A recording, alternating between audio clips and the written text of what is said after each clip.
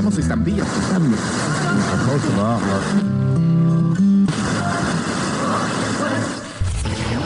You are now tuned in to your number one radio station. Violent people. Radio.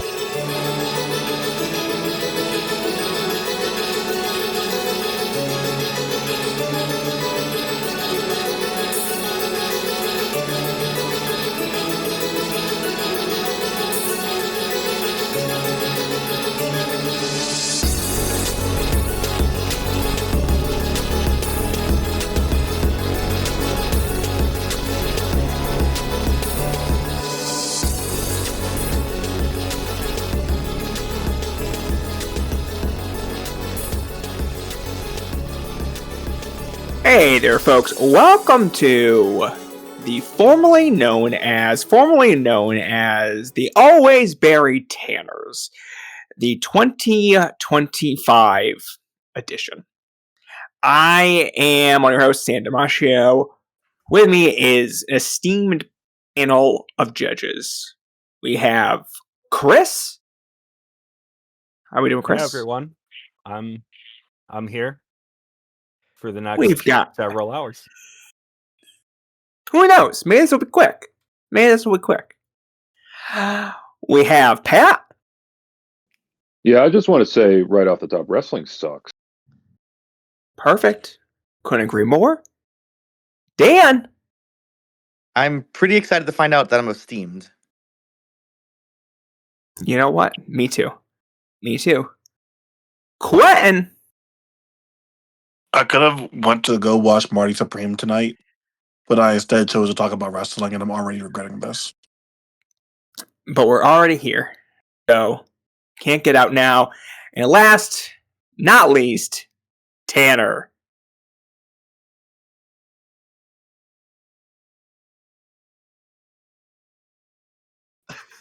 Fucking Christ. I don't know if any of that makes it into the show. I don't know either, but I forgot how loud it was. Oh, it's loud. Yeah, God damn, that's loud. Wow. Hey, my bad. Gotta fucking hate you, Dan. Hey, yo, that's my bad, actually. But let's point of order. Do you hate him for the football thing, or do you hate him because he brought Tanner back? Both. Oh, man, that's a great question. I also have a sound bite on here called "For Big Top." Y'all want me to throw that? No, one up real quick? don't do that one. Don't do that. All right. So for those who have not listened to these episodes in years prior, which we skipped last year, so it's been a little minute.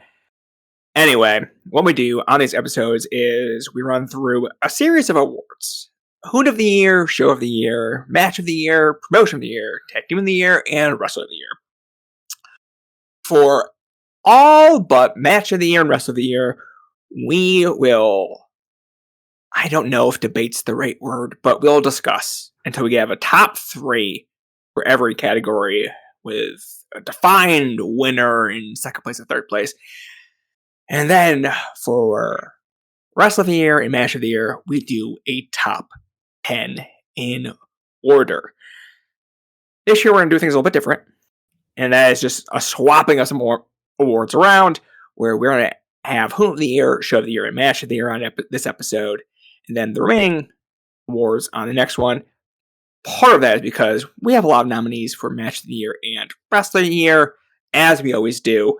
And why not be tired two nights instead of just very tired one night? So, without further ado, let's list off the nominees.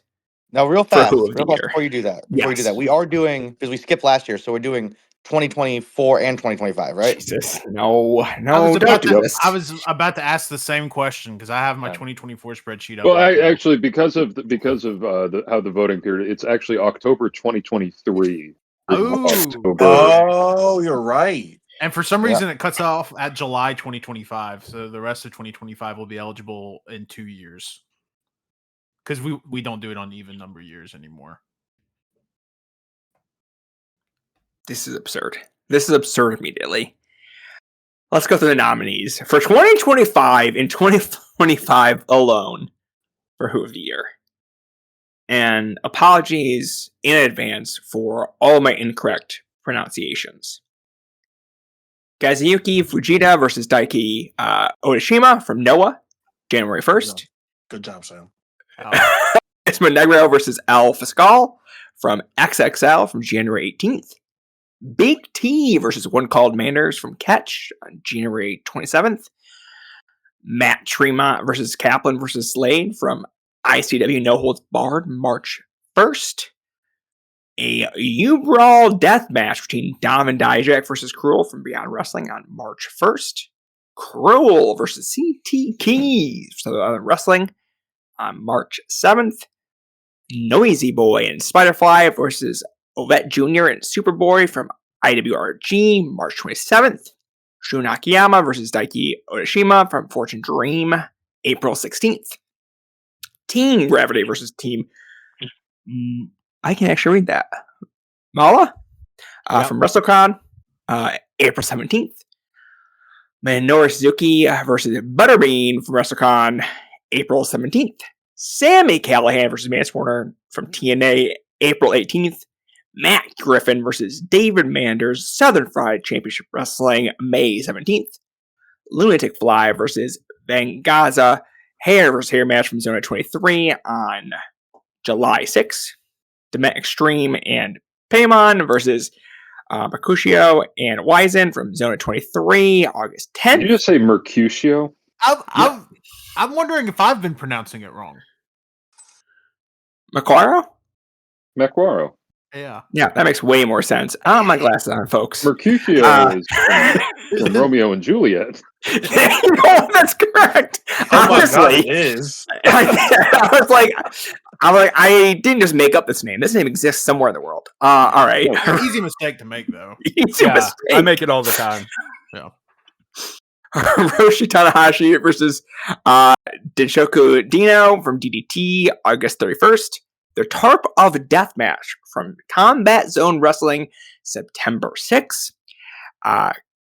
Murakami and Ryo Kawamura versus Masashi Takeda and Super Tiger from SSPW from September 11th. Shoko Nakajima versus Yuki Kamifuku from Major League Wrestling September 13th. Moros and Nemesis versus Dominic Graney and Kevin Koo from Power Pro Lucha September 13th. Trevor Lee versus Myron Reed from AAW September 13th.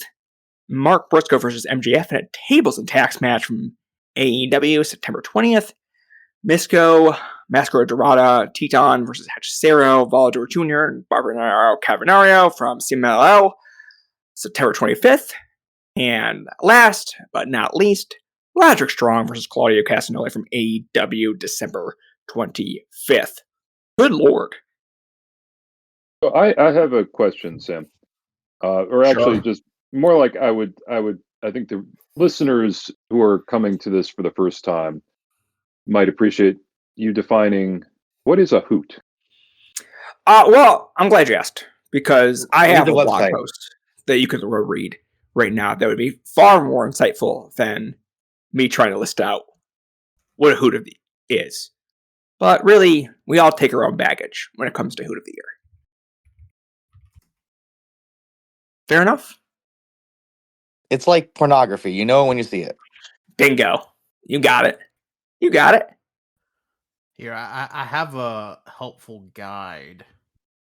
That may. You know what? I don't know how to do chat. Fair enough. Fair enough. Hey, I'm you glad know we what? did that. Hey, never mind. I mean, I know what a hoot is. I'm saying Sure. for the benefit of the listener who may not want to go to violentpeople.co and look for the Hoot article. Well, they should. They should. I Well, agree. I feel like we're going to go through this whole dang thing. And if you can't figure out what a Hoot is after we've gone through this whole category, I don't know what to tell you. I don't know what to tell you. Yeah, Sam will have it in the show notes. For sure. For sure. But a lot of things can make a Hoot.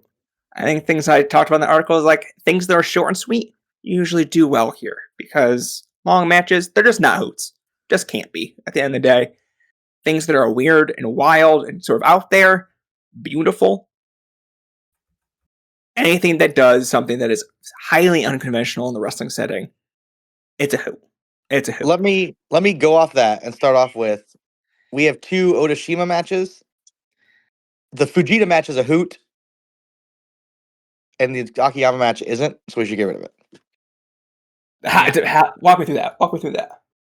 Well, the Fujita match, that's that 1 minute match, right? Was a draw? Yeah, it's the 1 minute draw. That's fun as hell.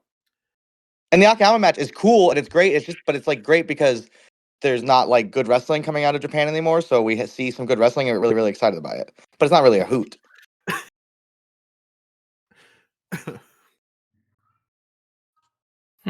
I'm willing to part with Akiyama Odashima, even though I think it's really, really good. Some of the spots I thought were really fun, like the continuous dropkick thing from Odashima was really fun. I liked the way he was keeping the fight on the inside and everything on the inside. So there's spots I like about it, but in terms of historically, I guess how Hoot has been done here, it wouldn't fit, but really awesome match. I do think Fujita Odashima should stay for the time being. Yeah. No, I like Akiyama Odashima for the record, but yeah, I just think Fujita Odashima should stay. Yeah, I accept that. Yeah, I personally think Akiyama and Odashima is pretty similar. Not similar, obviously, because Akiyama is like an all-time great, but it's pretty similar in structure to a lot of the matches that Odashima had with like older guys. Like he has a match with Kenta from like the day before that is extremely similar, in my opinion. Not to say that they're both not good, because they both are good, but yeah, as far as Hoot of the Year goes, yeah, I think Fujita Odashima has more of a case. All right. So we got one off the board. Good start. Now this is gonna piss Sam off, but I think you have Cruel versus CT Keys on here because you're a coward. I think you think it's a match of the year, but it has a better chance to win this. I like Okay. Wow. That's Tell kind me of I'm the wrong. inverse of That's kind of the inverse of what I was thinking about Dino versus Tanahashi, where it's my match of the year. And I'm also kind of like, but I kind of want to keep it in Hoot because I know I will not be able to get you guys to agree that that's a genuine match of the year. There's never been a Hoot that has crossed over into match of the year. No, yeah, I don't think so. I don't think there has been. Not to say that it can't happen. It's not happening with Cruel versus CT Keys. Yeah, Well, okay. I'm sorry. I think we gotta get rid of a Cruel match here, but it's not this Cruel match. This Cruel match didn't have a U-Haul. You're getting rid of the Beyond Ace? I'm getting rid of Beyond Ace. I mean, on moral and ethical grounds, I think we should just remove all Beyond Wrestling from existence. That feels good. So here's the thing. Ideally for me, there's no Cruel matches at all on this. but if I do have to pick which one stays, I do think I would pick Cruel versus CT Keys. If I had to pick one to stay. I shouldn't have opened my mouth. Look what I fucking did. I mean, I'm open arguing about Cruel. I'm open to no Cruel in general. Again, if we can get no Cruel. Well, we'll move CT Keys versus Cruel down to the match of the year. We'll talk about it tomorrow. That's what you really feel about it. I know you got that. You rated that thing like a 4.5. We'll talk about it tomorrow. You mean tonight, Sam? Oh, no! Yes, I mean tonight. We'll talk about it later. Can we just do that with matches we cut from Hoot? Can we just move them down to match of the year? No, but can't have me dead to rights. That's exactly what I did. This is a bad precedent. I was like, I don't feel anyone's going to. You did there, where you just crossed out Cruel, so it was like versus CT Keys was still nominated. Yeah, CT Keys can stay. I kind of like that as a concept, though. I mean, you're in the Discord calling it better than like every match we have listed as the year, but I look Doc and it's a Hoot of the year. I figured it out pretty easily. That's because Sam respects Hoot of the Year more than match of the year. That's actually a good point. That is true. I definitely respect Hoot of the Year more than match of the year. Yeah, of course. That said, I have a question. Next match. Is that here because it's a genuine Hoot, or is that here because MJF bladed his? No, that match is pretty fun. I wouldn't. I don't dispute that I'm it's not fun. sure it would make the top 3, but I guess we should go through that more. But I don't think that should be the first round of cuts. Sure. I unfortunately am looking at this trios match from the Pokemon show. Yeah, so I put first of all, this is a little too long to be considered a Hoot. It is like a 25-minute match, but Hechicero is Machamp in it, and Mystico is Halucha, and they both mega evolve in the match, so they get like power-ups in the match. But then also all the other guys are just wrestlers, like they're not really Pokemon. It's just Hechicero and Mystico that are Pokemon. So you can get rid of it. It's a little too long, but it is like a really great match. But how Just many maybe not quite Hoot. tags did CMLL put on that were better? 100? 200? Oh, The question right now isn't better; it's Hootier. Hootier, that's fair. Yeah, I don't know. No It's the most other Pokemon. It is the most Pokemon match that CMLL ran in 2025. That I can guarantee you. Sure, because there were 6 of them. Who put Suzuki Butterbean on here? It's not a good match. That's Sam. That's absolutely Sam. I know. I didn't. That was Tanner. No, that was Tanner. me. That was all me. It kind of bums me out. For a second, I was like, "Did I put that one on there?" Because that seems like the sort of thing I would have put on there. Yeah, like, I thought that was Pat. Well, I made supposed to be like a happy thing, and this match was kind of sad. So I kind of have the unique perspective of we double featured this with Butterbean versus Johnny Knoxville from Jackass 1. So we watched Jackass 1. I was like, you want to see what Butterbean looks like now to my wife? And then I threw this up, and I mean, so you wanted to make your wife sad. Yeah, maybe it is more sad, but I don't know. I thought it was fun. Hey, considering people were saying he couldn't walk, I thought he looked great. Yeah, for me, still not sure he can walk. Well, I mean, he faked it really good. Hey, Dan, how much disposable income do you got right now? What? We need. I need a Butterbean cameo. Ooh. How much does that to run? promote the $75 for a personal video? Holy shit, that's so cheap. Or expensive. You're thinking about it. I'm thinking Let's circle back. He's in town at a bar just out. He did like a meet and greet, but it was mostly just him drinking. I heard, but I was busy that night. Well, I'm going to use the Butterbean thing to segue into a match that it pains me to say should probably be cut, because Minoru Suzuki versus Butterbean is a Hoot as a concept. Oh, yeah. As the actual match, it was barely anything at all, but the idea of it existing is extremely Hooty. I feel the same way about the Tarp of Death from CZW. Just like, as much as I want its concept to make it through the rounds, these are like barely trained backyarders smacking each other with light tubes and old people's walkers and not gimmicked guitars and whatever else they had on a big tarp in the middle of a thunderstorm. As an idea, I love this. As a viewing experience, it was 20 guys with maybe 1 hour of wrestling training between them, like a bunch of, got the best and brightest of Matt Tremont's H2O school, which if you've ever watched any H2O, you know that I don't say that as a compliment. And they're just not really doing anything. They're just bonking each other with stuff. It's exactly the sort of thing that people who don't like death matches accuse death matches of being.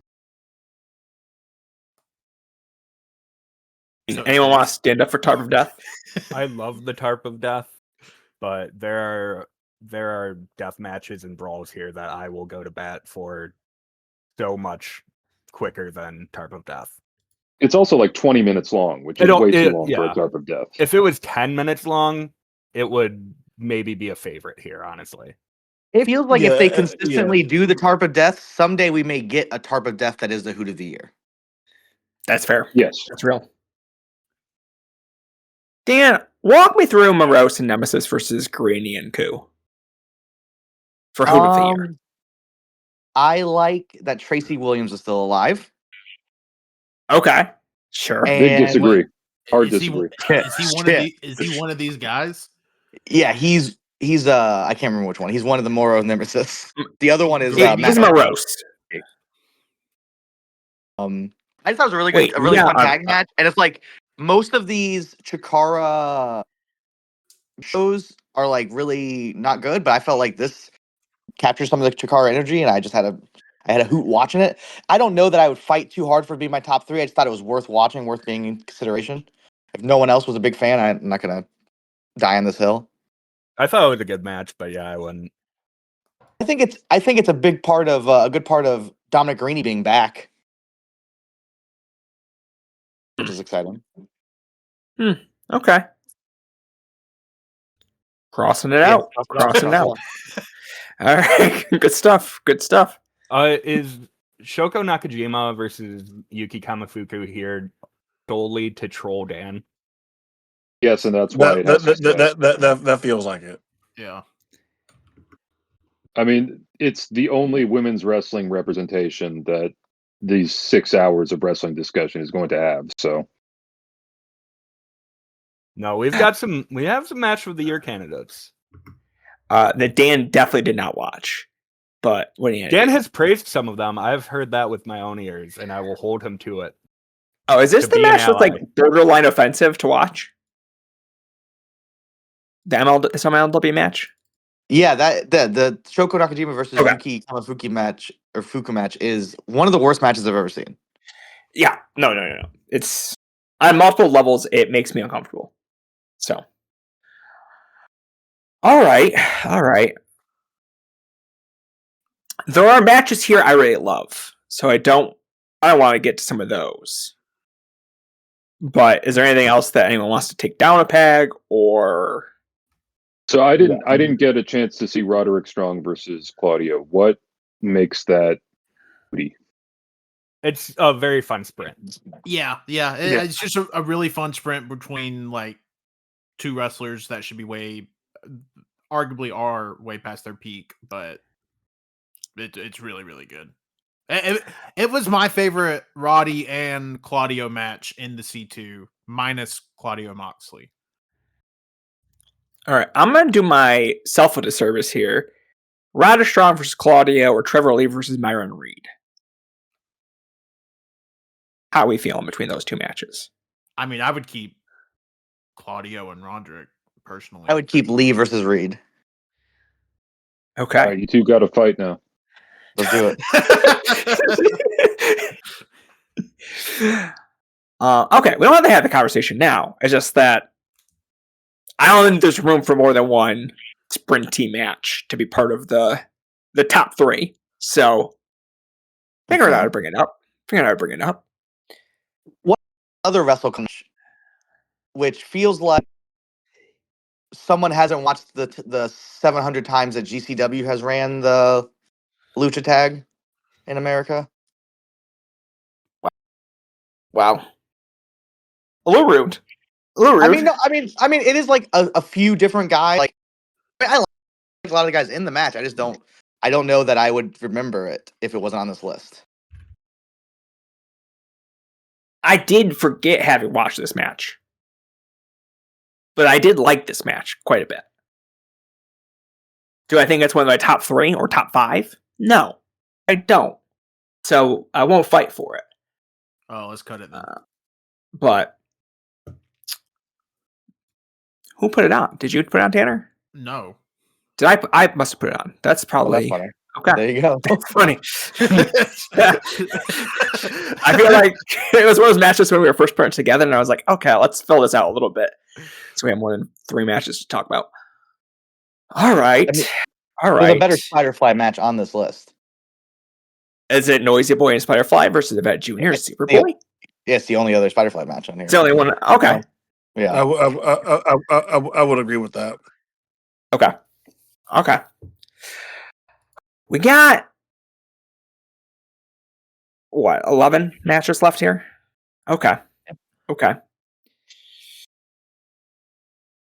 So Okay. Is there any okay, matches? okay. So who? Big T and Manders. Who was that? Who's to say? Who's to say? Well, have you watched this, Quentin? Have you watched Big T? Big T versus Manders? I watched that match. It's beautiful pro wrestling. I think I'm not even saying that I dislike it. I'm just asking who this was. It was me. Big T looks like the dumbest guy I've ever met. Just kind of an oaf of a man. And watching Manders, I don't know, kind of the number one indie guy in a lot of senses. Whew. God. Yeah, it's not great. That's not a great situation to be in. But I googled Big T and Ahmed Johnson came up. What was his name in WCW? That can't be right? WCW, they brought in Ahmed Johnson, and Booker T lost the rights to the letter T. And Stevie Ray teamed with Big T as the new Harlem Heat. And Sam's a big fan. God damn, that would be awesome though. If 62-year-old Ahmed Johnson had a match with Manders. that would be good. That'd probably be more deserving of Hoot of the Year. Probably would be. I feel like I will cross it out, but I do find this match very charming in a way that is like, oh, Manders versus this big oaf in the UK in this small ass promotion feels right in a lot of ways. Again, everything that you're saying, I agree with in terms of like, who the fuck is this like big T guy, and he looks like the biggest idiot I've ever seen in my entire life. Like, it makes me laugh, and like, if like we're judging Hoot by like, also like, is it like a Hoot should also be funny on some level, probably. Yeah. So like, yeah. So it probably shouldn't get anywhere. But like, just the visual of this did make me laugh a lot. I just need to know where this came from. Yeah. I was like, you know what has Manders been doing this year? And stumbled upon nonsense. Just straight fucking nonsense. And I was like, you know what? He might do pretty well in that VP 100. After all, who knew? Big T might show up at this point. All right. Okay, so we got rid of the other Odashima match. Are we sure about the Vegeta match? Just keep it for me. Just keep it. It doesn't feel like you watched it, Sam. The Vegeta match would personally make my top 3. I don't know if that. That's a point. Sure. Sure. No, that's fair. I'd like Sam to clarify that he watched the 1-minute match. No, absolutely not. Absolutely not. Okay, that's what I thought. Can we pause the pod real quick? Didn't have time. Didn't have time to fit that in. They have time. Just for reference, how long was the Big T versus One Called Manders match? 25. I don't know. I felt like Big T looked like he had a poopy in his diaper the whole time. That's all I could focus on. Damn, that's fucking crazy.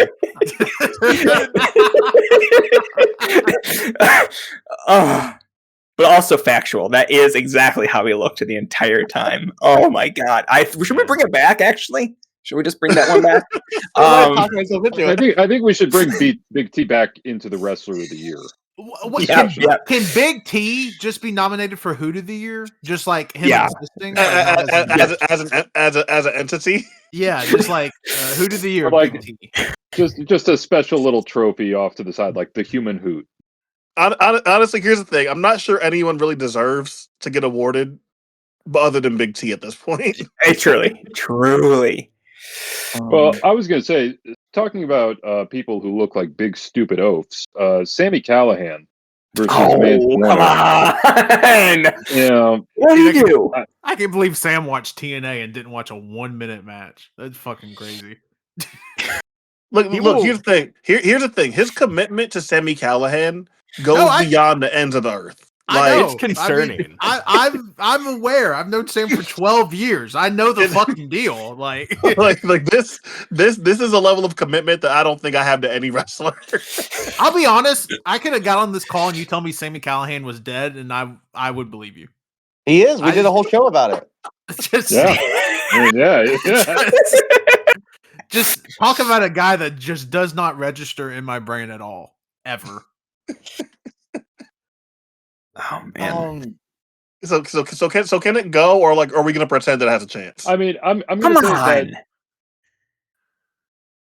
Hoot. Yeah, Pat, do me Two dirty. things going. Actually, it has maybe three things going for it. But the two things it definitely has going for it is that Sami Callihan looks like fucking moron the entire match. He's dressed in Mick Foley cosplay, and he has a comb over on his otherwise very bald head. The comb over sticks straight up like the guy from Static X. And it's his hair is a reverse Scotty Too Hottie situation. But the other thing that it has going for it is the sheer unpredictable thing of he got hit in the arm with Mance gets hit in the arm with the barbed wire and just starts bleeding like he's been shot.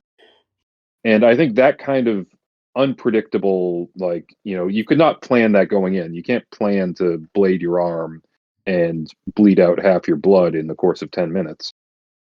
So those things are going for it, but I'm just not sure that that is enough compared to some of the wilder and wackier stuff we have. You're Yeah, also I just- saying 10 Taking minutes. under. This is a 20-minute match. Yeah, I think there's a better death match on this list with a wrestler that I absolutely despise. So I would rather keep that one than Callahan Warner. What do you have against Wisenell Dog? He has personal beef with Matt Griffin. I just know it. Yeah, I'm gonna message Matt on Facebook. Okay, Can someone remind me? I remember nothing about Lunatic Fly and Benghazi. So Lunatic Fly and Benghazi, it's hair versus hair. It's the two of them are just tiny little high flying twinks, and they do stuff that is just patently unsafe for every single minute of the match. They're throwing their bodies around in ways that, like, if it happened, imagine two indie Darby Allin wannabes. Two guys both trying to be Darby Allin in the same match. And it just looks like they are trying to commit suicide via wrestling match. That sounds like it belongs in the top three. That sounds like if I was deciding the top three by myself, it would be, I guess, number 3. Okay, interesting. I had to add because I do like Lunatic Fly. I just couldn't discern or remember which one this was. But the way that you're describing it and the sheer recklessness in which they were wrestling with, and the stupidity in which I felt like they were moving at, I did enjoy this a lot. This probably would be exactly 3 for me. But I don't know if anyone else cares for it. I like it a lot. Yeah, I I remember liking this match, but at this point, it's been nearly 6 months since I've seen it, probably, or 5 months. But I can believe you, and I believe that it was two indie Darby Allins that have been wrestling longer than Darby Allin doing crazy shit.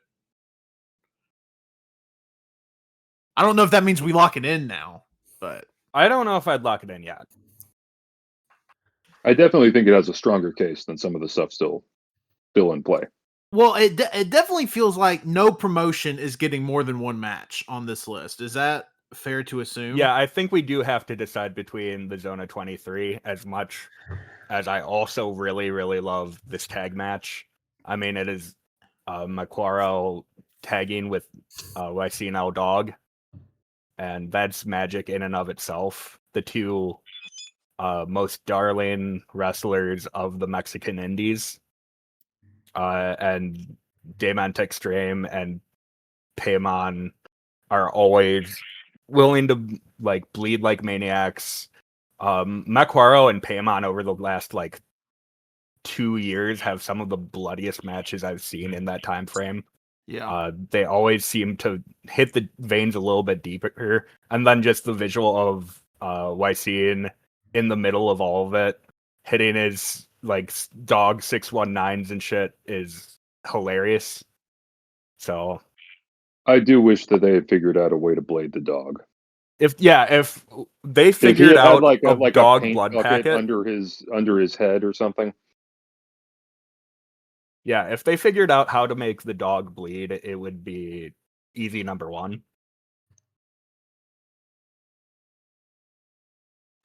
What else can we just get rid of that we haven't talked about here? I mean, Tanahashi and Dino we haven't mentioned, but I do like that more than enough for it to stay and not get cut. But we just hadn't talked about it yet. So is that just getting through this initial wave of cuts? I mean, like I said, it's my 2025 match of the year. I'm going to spoil my thoughts on that. I think it was genuinely the best match of the year. So I'm willing to sacrifice it in the Hoot category in order to passionately argue for it in match of the year. Oh man! But I also realize that it has zero chance of making it match of the year.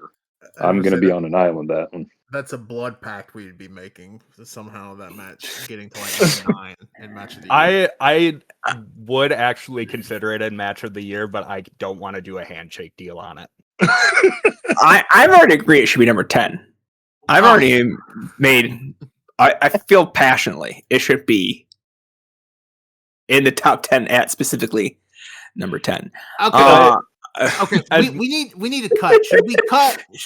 Are we cutting the tag match from Zona 23? Yeah, I think if we're doing only one per promotion. Well, I'm not saying that's a hard and fast. Better. I'm not saying that's a hard and fast rule. I'm just saying, does it feel like a promotion's getting to it? I mean, the only 2 promotions left that have multiple matches nominated are Zona 23 and AEW. Well, we can just cut both the AEW ones. That's so real. That's so real. I do they get think enough. The specifics of the junkyard make it so you can only really have one for your Hoot of the year. You just have to decide. Dum dum dum dum dum dum dum dum. I mean, I lean towards the single match if we have to pick one of those 2. Yeah, Sam already crossed it off. I'm good with that. Okay, I think who nominated the Murakami tag match? Probably me. I can't remember doing it, but he looked really cool. I don't know that I love the match. Yeah, match. But I also am not passionate about this. Would it make my personal top 3? No, probably not. So there we go. I think that answers that.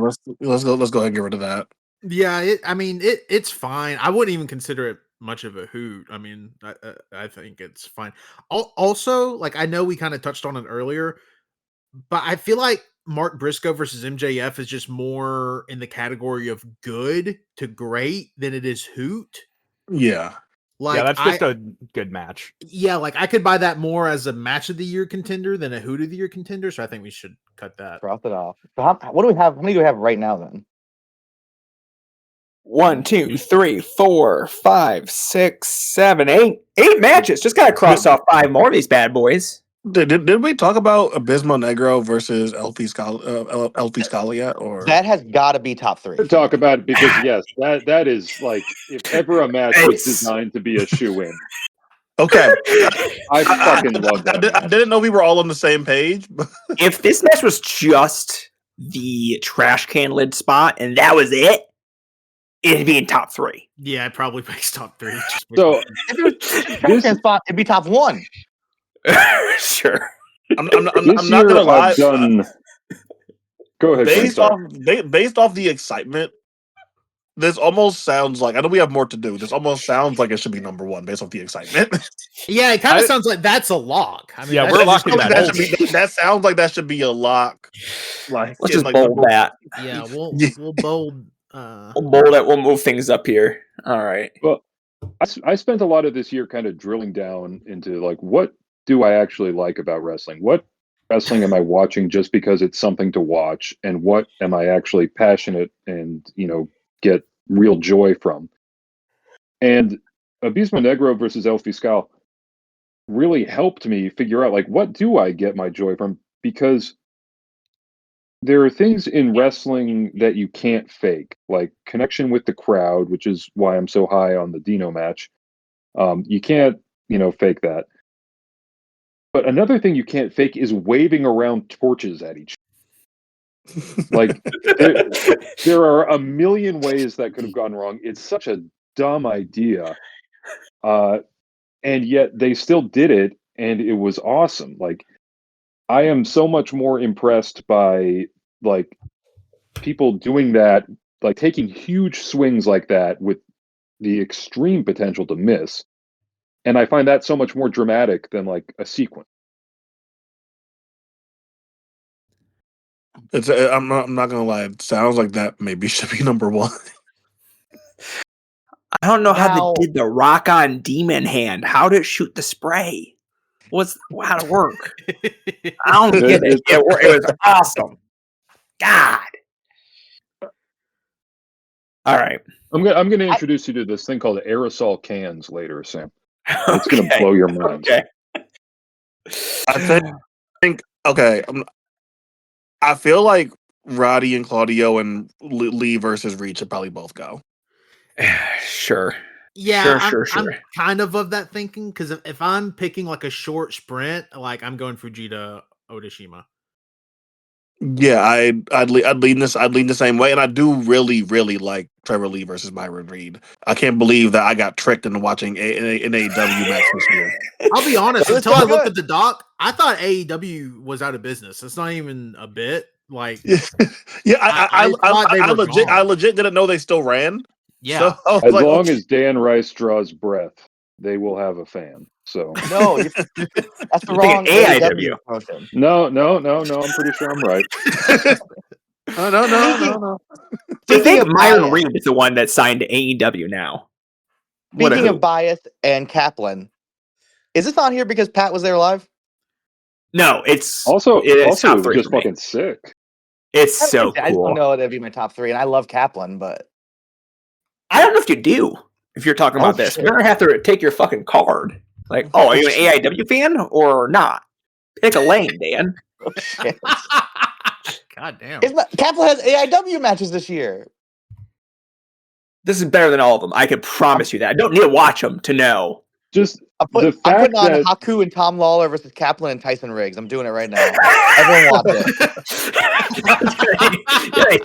yeah, Chuck Stone matches with Kaplan that we can Do you get know in what? on. Do you know what Kaplan and Tyson Riggs call their tag team? Jerky Jitsu. Sorry, they're all fine. Yeah, they call it Jerky Jitsu. I thought you said jerk me jitsu.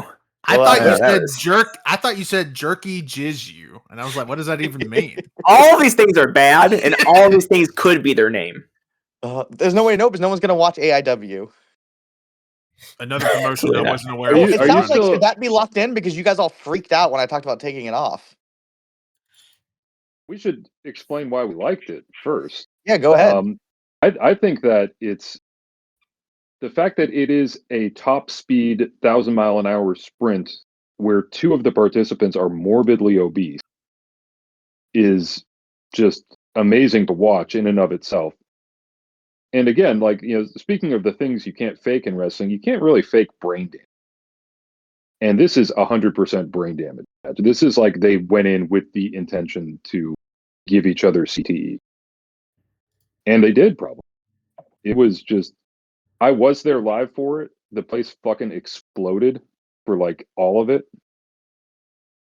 I think in terms of a match being a hoot purely on violence and vibes, it's up there for me. I would put it in the top 3. Yeah, I mean, ICW Live is just like a whole different beast. It's a shame that Danny is going to prison or whatever's happening to him is happening. Well, I can say I've been to 3 ICW live shows this year, all at the venue. None of the other shows had anything close to the level of heat there was for this 8-minute match. Yeah, I that saw was this a match. peak. This match rock. I probably went so high on it. I consider it more of like great territory than Hoot, but it does fit all the Hoot requirements. So Yeah, short match, they're Slade going just fucking crazy. running in halfway through. Yeah. It really makes it. It really makes it. I'm not sure it's a. I mean, I know we're getting down to brass tacks here. Yeah. I think the IWRG match. I know nobody has talked about it, which is kind of telling me that it should be cut. I don't know where other people land on it. So that is a match that I definitely love a lot. It's a really great like go lucha indie match that just suddenly turns into a death match in the closing stretch. And I love it. I would honestly think it falls more in the match of the year, but I wouldn't fight it for it there. Like this is probably, but like it's more of a great match than just a Hoot, even though it has some Hoot qualities. That's fair. But like looking at the list, this is like that would be the match I ranked last for Hoot of the Year. Okay. Yeah, I mean, I think I put it on there maybe even, and I don't think I'd fight for it at this point. Yeah, because I would not have nominated it for Hoot of the Year. Are we keeping Dino A lot more loose Tanahashi? with our. Did we decide on that? I thought we were What's pushing at the match of the year. All right. I think I'm fully in support of discussing it as potential number 10. Yeah, Okay. I'm in support of talking about it later. And that's all Okay, I'm that's gonna. That's all I'm gonna. So to reset, we have a Abismo Negro versus El Fiscal locked in, Mm-hmm. and then we have 4 matches and 2 spots. Yes. Okay. And we Okay, we hold on. haven't talked about Matt Griffin versus David. Yeah, Mamet. we haven't talked about the Matt Griffin match. What's going on? Oh. That just like Sam, skated this by is- through here. Okay. That somehow Okay. got top 5, and nobody has talked about it. Hey, I thought we could just talk about it when it made the top 3, and we could all just like just sing its praises when we're bold in this son of a bitch.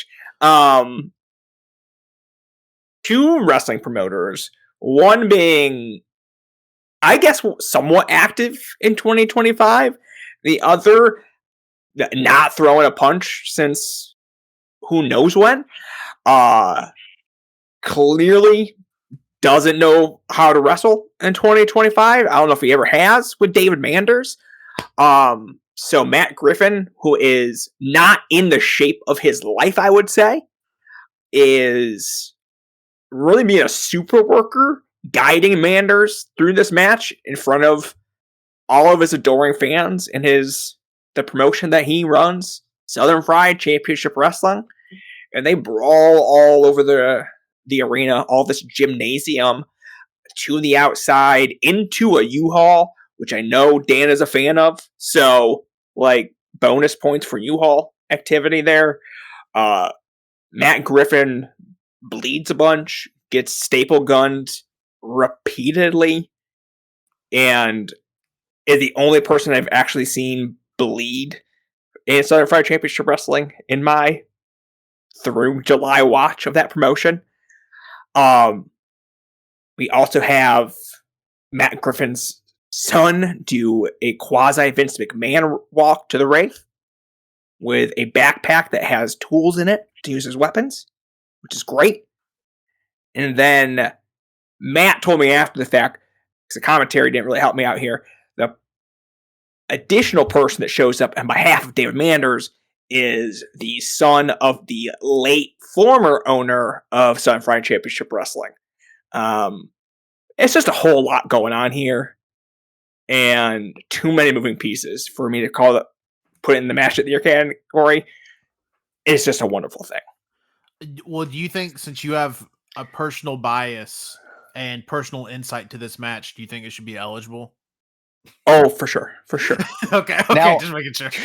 I also think Matt had a steel cage match with an actual non-wrestler that didn't come out, that I was hoping would come out in time, but from With who? Southern Honor. Okay. I bet it's amazing. Yeah. I bet it's amazing. What I Yeah, really he- love about this match is that outside of like Matt Griffin being clearly the better worker of the two, they do look like they're different skins of the same fighting character. Yes. Yeah.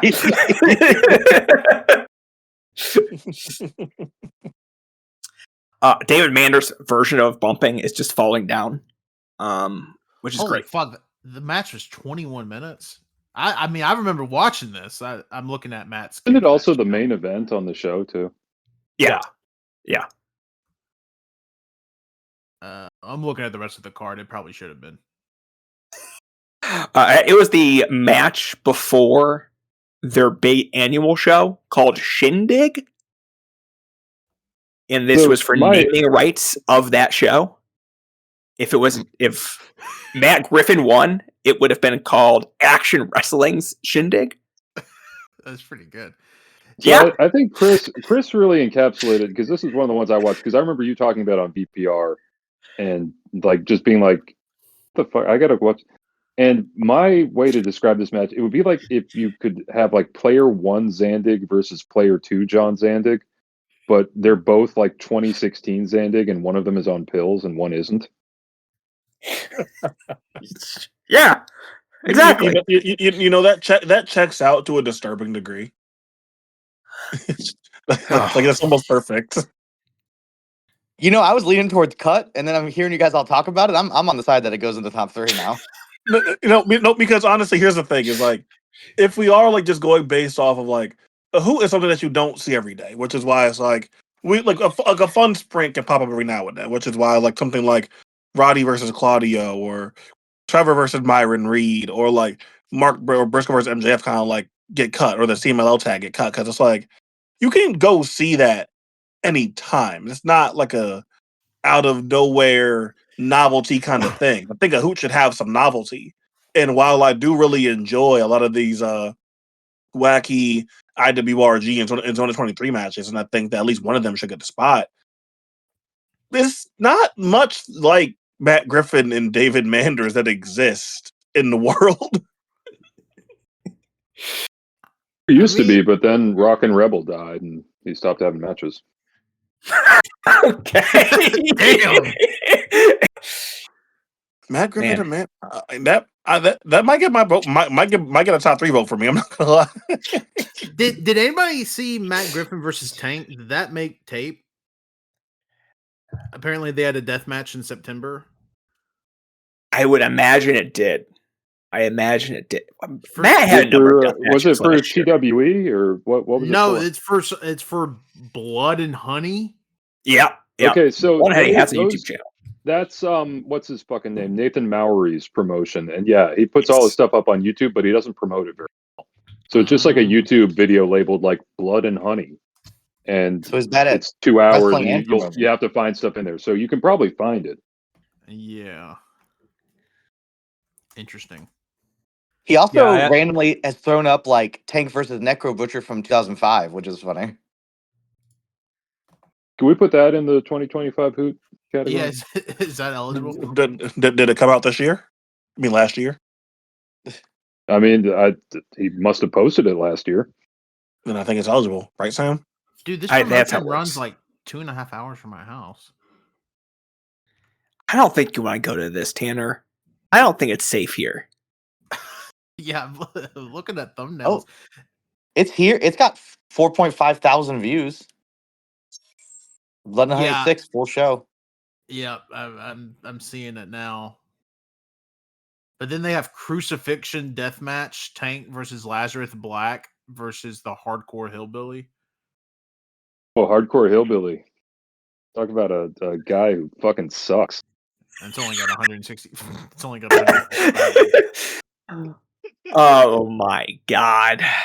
Okay, I feel like we're close to getting this category done. I feel like Okay. we're really close. Yeah.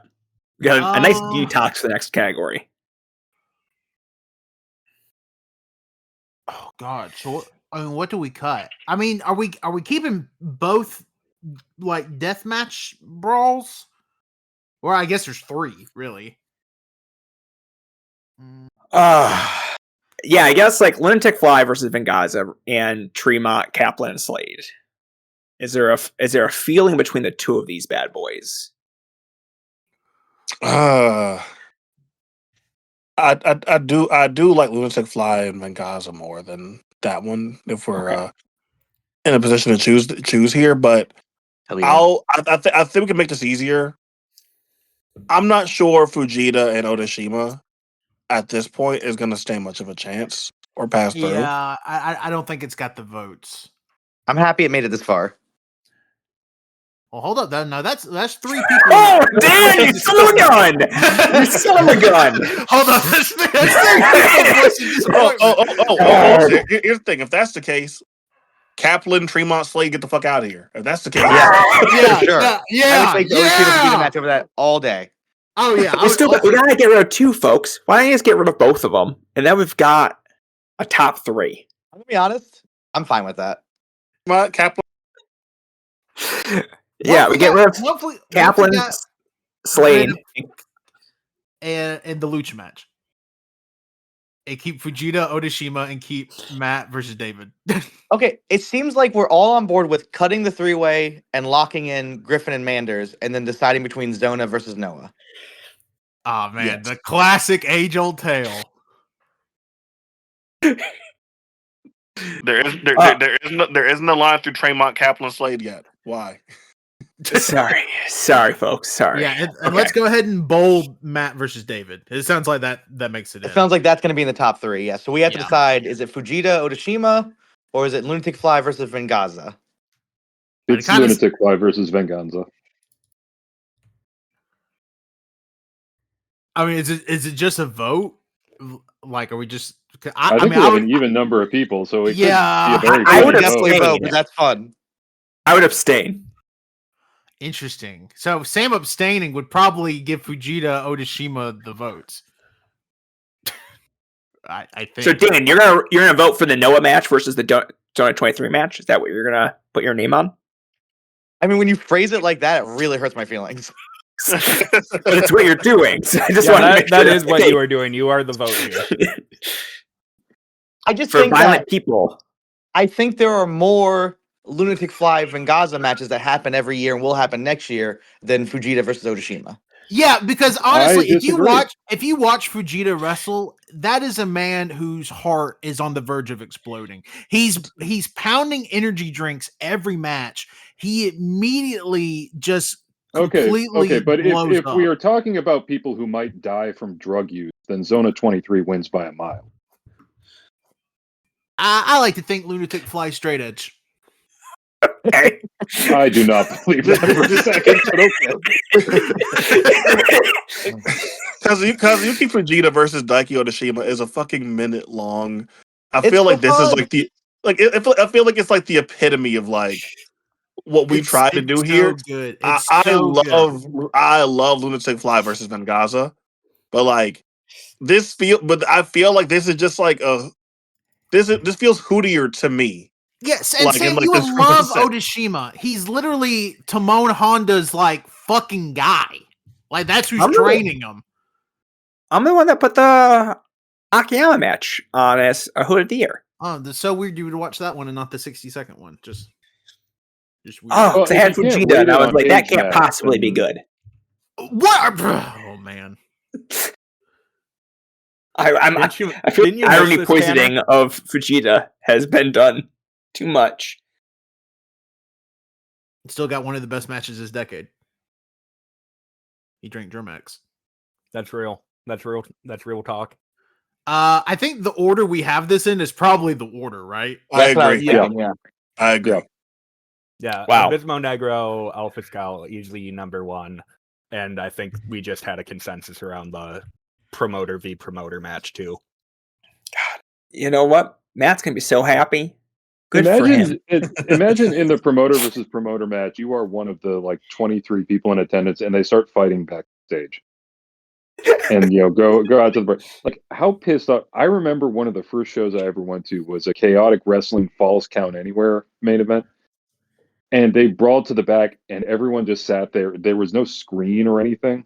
They were filming it all for like local public access TV, but everyone just sat there like kind of looking around, like, all right, are they going to come back out? That happened at the first ICW No Holds Barred show I went to in the TWE building. It was Dr. Redacted versus Tank, and they went outside and they were brawling, and just that's such a hard building for more than one person at a time to go outside. So nobody went outside, and then they just came back in like 3 minutes later. But it turned out like Dr. Redacted like jumped off the fucking building. To nobody. Yes, so the match that I remember from Chaotic Wrestling, I'm pretty sure it was Rick Fuller versus the Extreme Strongman Gino Martino. So probably a worse match. Who's to say? Is where I'm at. Who's to say? So let's list them off one more time. Number 3 for Hoot of the Year: Kazuyuki Fujita versus Daiki Odashima from Noah, January 1st. Number 2, Matt Griffin versus David Manners from Southern Fried Championship Wrestling, May 17th. Then number 1, Abismo Negro versus Alpha Skull from XLL, from January 18th. Wow, 2 matches from January. Like 2 of these matches are over a year old at this point. That's wild. Wild stuff. It also goes to show how much less wrestling we were watching towards the end of the year, where it's just kind of like that is like true. Like it wasn't we have like pointed out. 20 nominees from January to April, and then like 1 from like October through December. Yeah, there's literally there's nothing between September 25th and December 25th. Like there's one that I regret forgetting to ever add to the doc was the trios match with Cruel, Charles Mason, and Slade versus Vandal 48. That was a good fucking disgusting. Like stupid ass brawl. I mean, we can. But it also would have been crossed out in the first round. All right. I'm just saying they wheeled out a coffin and threw fucking Cruel into it, and it led to nothing. I think they also either Charles Mason got injured or they faked Charles Mason getting injured, and again it led to nothing. We have a stacked show of the year category here. So do you need to take a break before you read these? I think I can handle this one, but it's gonna be a little tricky. Show of the year. Dusk Catch as Thatch Can from February 28th. SVN 856 from March 29th. DPW's Victory Lap from June 15th. AEW Dynamite Arena Mexico from June 18th. Ring of Honor's Death Before Dishonor, August 29th. And then GCW's Shotzi Blackheart's House of Horrors from October 24th. And that's it. Those are your nominees, folks. I mean, to be fair, nobody's running a whole good show anymore. Doesn't have I mean that's the real issue with this year is well that and nobody watches full shows anymore. Twitter's dead. There's no incentive to watch a whole show live. Everybody's just going back the next day. They're pirating it. They're going on Youku and they're watching the matches they want to watch, and that's it. Nobody's watching full shows. So D6 were fine to good. Shut the fuck up, Sam. I'm adding Dean 2 from May 24th to the list real quick. Get the fuck out of here, dude. Hold up. That could I forgot that Dean 2 happened in 2025. That could honestly be my number 3. No. Until they release the Gypsy Joe Invitational, we're not supporting any Dean ventures. Okay. Let's be clear. None of these shows are deserving to win any. The Mexico show was good. It's probably the best show on this list. I'm not saying you didn't even like Dean 2. I'm not saying there aren't. I'm not saying there aren't good wrestling shows or serviceable wrestling shows. But if this is what we're choosing from, man, we've really gone south here. Blackheart wins easily. Yeah, I agree. Oh my god. Garbage plate on a pole match, doorway to hell match, Slade versus HC Loke match. See, these sound like Hoot of the Years, though. These don't sound like Show of the Years. No, these are all from a show full of Hoots of the Year? Doesn't sound like a good show to you? Exactly. That is a fair point. It sounds like Hoot is Show of the Year. That's not a category. Well...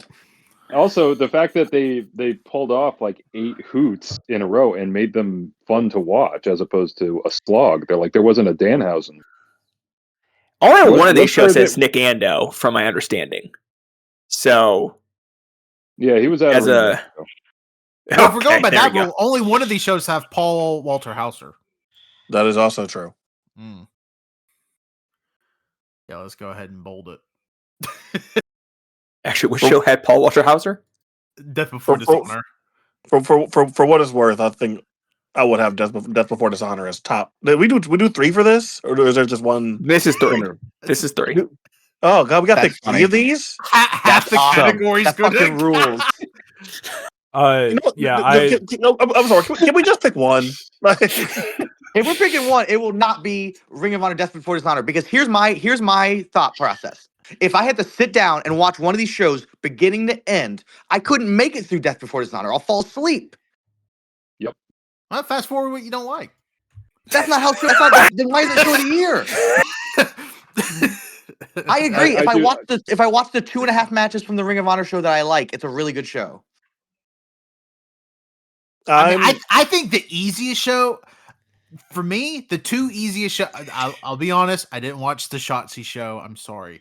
I think the two easiest shows to watch on this list were the Dynamite in Arena Mexico and Dean 2. If it was up to me. And 7 versus Hate 5-6. Yeah.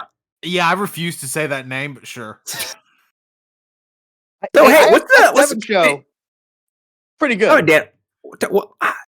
Yeah, you know what? It's got one of the matches of the year. So, it's got that going for it.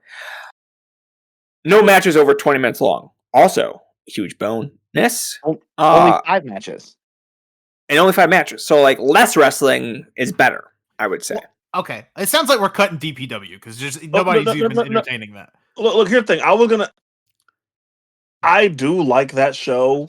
I like the second most out of like whatever's listed. But again, I'm like, only one of these should win. I do not think we should be doing 3. Which one do you think should win? Again, dude, I think this category fucking sucks right now.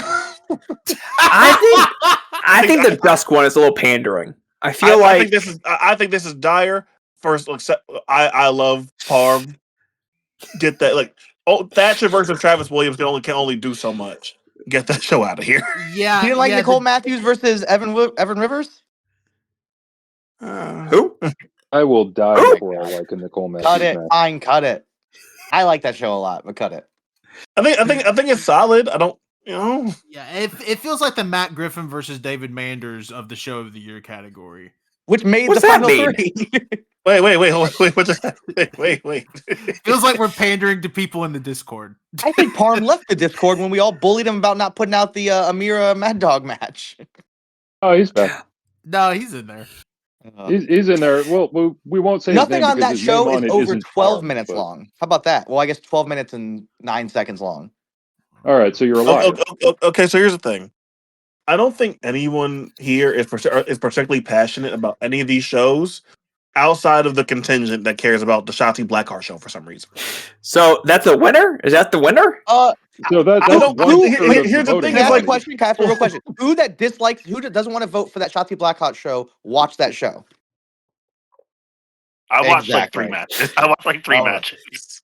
Well, hey, to be fair, that's probably more than most people have. Yeah, you probably watched it the third most on this call.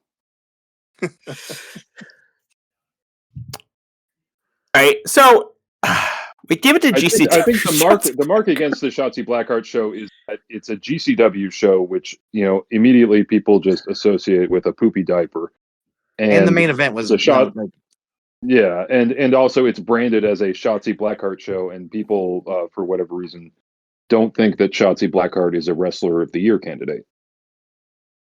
But I think you have to get over your own hangups and leave your comfort zone to experience the thrills that are, like I said, Slade versus H.C. Loke, Matt Tremont fucking around with a pumpkin.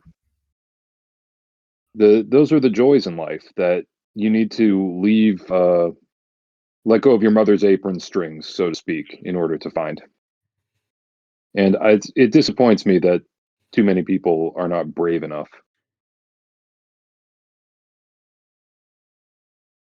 All right, let's bold it. Just leave it as we can't pick 3, dude. We can't.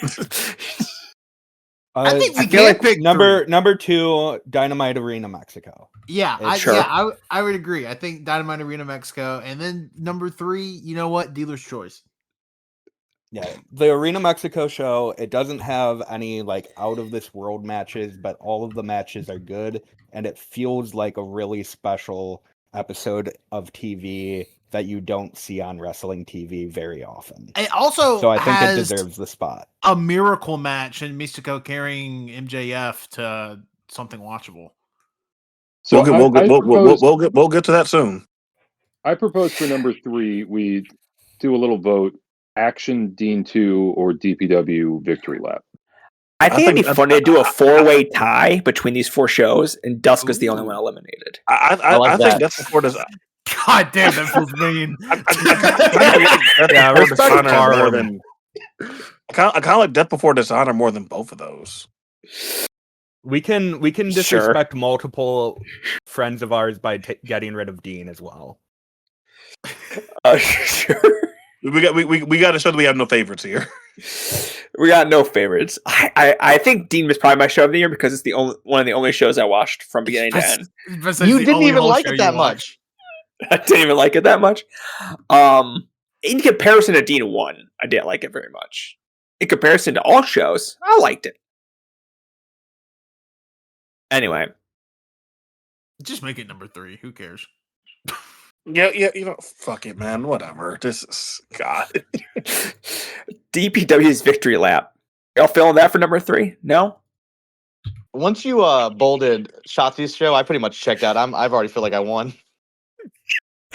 All right, so 7, 8, 5, 6 is that number 3? Let's do it. Let's do it. Look, yeah, we're locking this. Honestly, do whatever you want at this point. This category is a fucking joke. I know how other people felt during the Keiji Muto versus Tetsuya Naito talk now. Like, I get it. No, not the same. This is not the same. Yeah, the wrestlers in 7 are way better than either Naito. Let's be clear about that. But I also just think that you should probably not endorse them because I feel like that's a great way to get ourselves caught up later when it turns out like that, like their promoter diddled a school or something. Yeah, we need a safe promotion like Ring of Honor. Exactly. Or a dead promotion like DPW. All right, so our top 2 shows of the year are AEW Dynamite's Arena Mexico from June 18th and GCW's Shotzi Blackheart's House of Horrors from October 24th. Yes, top 2. You can't see it, but I did a little dance when you said that. Top 2 was fine. Move the fuck on. Oh my Shows God, are in a good spot. Yeah, I really don't want to argue between like Deadlock Pro and Ring of Honor. I mean, my reason for not wanting to vote for Death Before Dishonor is just it's long. That's a huge mark That is against it for true. me. That's a huge that's probably why half the shows not nominated were not nominated. If Yeah, your show's over 3 hours, you're fighting an uphill battle. That's why there are no AEW pay-per-views here, even though there are AEW pay-per-views that have like 3 match of the year candidates. Yeah, they're all just way too fucking long. Yep, I can agree with that. Okay. I fucking hate this. All right. It's time for match of the year. I will remind you, the listener, and you on this call, we are doing a top 10 ranked for match of the year. And there's a lot of matches here, so this is going to take a while. Mako Satomura versus Sari from Sariism, January 13th. Yeah, January 23rd. Do you need a break, Sam? Do you want me to read them? Yeah, go for it. Go for it. I'm very sorry. Match of the year nominees. Mako Satomura versus Sari from Sariism, January 23rd. Hiroki Goto versus Zack Sabre Jr., New Japan Pro Wrestling, February 11th. Shinya Aoki versus Keigo Nakamura, DDT, February 14th. Caballero de Plata versus Cerebro Negro, IWRG, February 16th. Timothy Thatcher versus Travis Williams, Dusk Pro, February 28th. Cruel versus CT Keys, SHW, March 7th. Demus versus Elio Del Fishman, Zona 23, March 3rd. Mariah May versus Tony Storm, Hollywood Ending, AEW, March 9th. Jun Kasai versus El Desperado versus Masashi Takeda, Crazy Fest, March 10th. R Jr. versus Zandokan Jr., CMLL, March 21st. Drew Gulak versus Drake Younger, 7, March 29th. Sabu versus Joey Janela, Kratom Ending, GCW, April 18th. I forgot I added that. Hechicero versus Shelwa, Gali/CMLL, April 19th. Kazusada Higuchi versus Shinya Aoki, DDT, May 6th. Genkai versus Metai Kid, Kyushu Pro, May 11th. Mark Briscoe versus Ricochet, AEW, May 25th. Adam Page versus Will Ospreay, AEW, May 25th. Mad Dog and Beastman versus Tremont and Sullivan, JCW, June 12th. Matt Tremont versus Mad Dog Connolly, DPW, June 15th. Suri versus Suri. Is it Siri or Shuri? Like Shuri, yeah. Yeah. Okay. Versus Shuri. Stardom, June 21st. Adam Priest versus Calvin Tankman, DPW, June 15th. Matt Tremont versus Mad Dog Connolly, again, JCW, July 6th. Did these ones have different stipulations? The JCW match is the dog collar match. They're both JCW matches. That's what someone, while I read these, go back in and add like which one is which, please. Oh yeah, I'll do that. Thank you. Kazuchika Okada versus Kenny Omega, AEW, July 12th. Mercedes Moné versus Tony Storm, AEW, July 12th. Adam Page versus John Moxley, AEW, July 12th. Dominic Rini versus Mad Dog Connolly, DPW, August 10th. Sashi Takeda versus Slade, GCW, August 23rd. Yone Marufuji and Ikeda versus Shiozaki Ishikawa and Kotoge, Noah, August 25th. Sorry, that one threw me off because everything else was promotion then date. This one was date then promotion. Lee Moriarty versus Showa, Ring of Honor, August 29th. Steve Marshall versus Paul Walter Hauser, the winner of this category, Ring of Honor, August 29th. Bandito versus Hechicero, Ring of Honor, August 29th. Kazusada Higuchi versus Jun Akiyama, DDT, August 30th.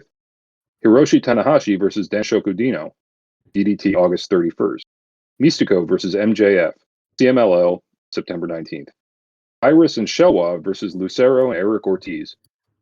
Princessa Suhei, I'm never sure how to pronounce her name because it's spelled differently every time I see it, so I think it's Suhei, September 27th. Beastman versus Aragon, Vic Mask, October 4th. Judge Joe Dredd versus the Necro Butcher for 7, October 4th. Yuto Ice versus Yuya Imura, New Japan Pro Wrestling, October 6th. Dragon Dia and Yuki Yoshioka versus Jackie Kamei and Rita. Dragon Gate. Well, this is starting to blur together for me. November 3rd. Eddie Kingston versus Samoa Joe, All Elite Wrestling, December 10th. Finally, John Moxley versus Kyle Fletcher, All Elite Wrestling, December 27th. And I think earlier I gave the date wrong. Avisman versus Aragon. It is October 4th, not whatever I said earlier. Hell yeah. Thank you, Pat. No problem. How do you? So which one wins? Okay, so all these Showa matches can go. Yeah! Wait. Here we go! Hold on. All the what matches are going? The Showa matches.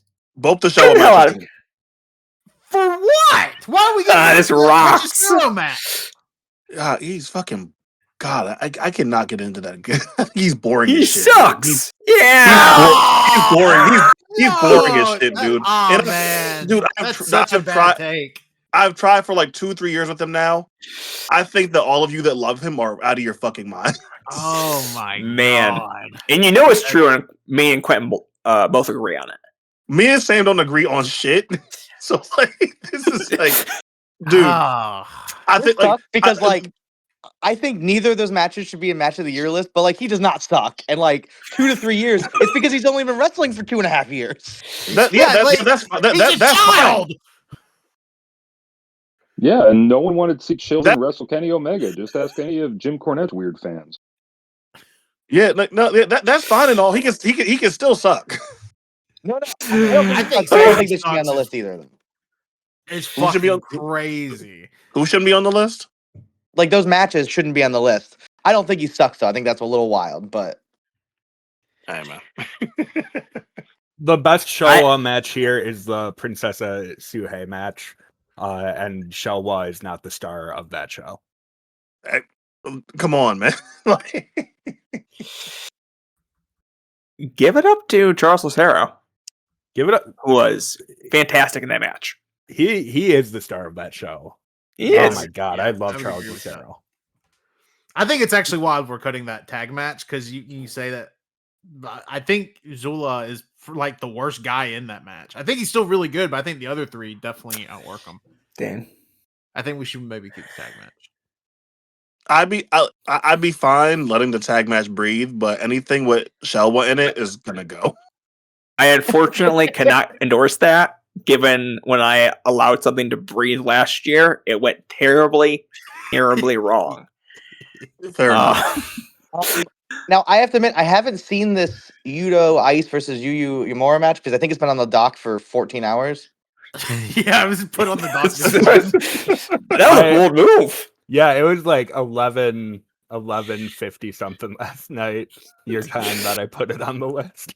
So yeah, I didn't fit that in the less than 24 hours since you put it on. But what's so great about this? It is just a really good heavyweight New Japan style match that happened randomly on a Road 2 show in October. Yudo Ice. Chris was telling me that Chris is a huge fan of how Yudo Ice does a Jamaican accent. Yeah, very Adrian Brody. Chris, would you be willing to give me your best big up? No, my mic is cutting. Oh my god, Chris, I need you to stream one big bomba clap for us. If we're cutting matches that are just grossly overrated because of the guys in it, can we get rid of Kingston and Smojo? Yeah. Oh, fuck you. Yeah. That match is great, dude. I love that match. That match is like a nothing burger. I mean, it's fine. What the but fuck? man, that match is just really nothing. Okay. If it goes, that's fine because I don't know the support here. But to see Eddie, who had been like kind of coming back from injury, and Joe, who's turned his legacy around, I think in like the last 10 years, but hasn't been a ton of like say great or even very good Joe matches in the last decade, really, even though he's kind of like just been prominently featured on television a lot. To see this match and these two just like dudes in their 40s going on their 50s, like very much at the backstage of their careers, go out there, and I feel like we're like a perfect matchup for each other. A phenomenal Eddie selling performance, Joe looking invincible and like the Joe of old in some ways as this first establishing title defense for him after just winning the belt. I think it's really good for these guys. It was just cool to see Eddie and Joe get to go out there and do their thing on national television at this stage in their careers. If it goes, it goes. But I think the match is awesome. I think this match could have happened in 2017 in TNA, and we would have went 2 3/4 on it. I think you're so fucking wrong. But it's okay. a little rude. That was a little rude. Yeah. It does seem like no one else is vouching for it.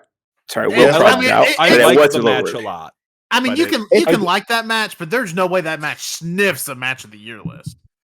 I mean, I think that there's an attachment to the match because of what Eddie Kingston in particular has come to mean to a lot of people. I feel the same way about Goto versus Zack Sabre Jr., where Goto became like our guy, for lack of a better word, in a general sense. And so was that the one where he won the title? I can't remember. Yes, it is. Yeah. So like Goto, it's not necessarily a vote for the match. It's a vote for the concept of Goto winning the title.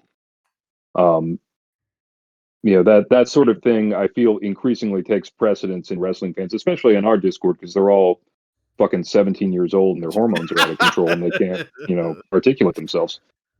But I do think that match, the Eddie versus Joe Mon, did get overhyped just because people are in their feelings about Eddie.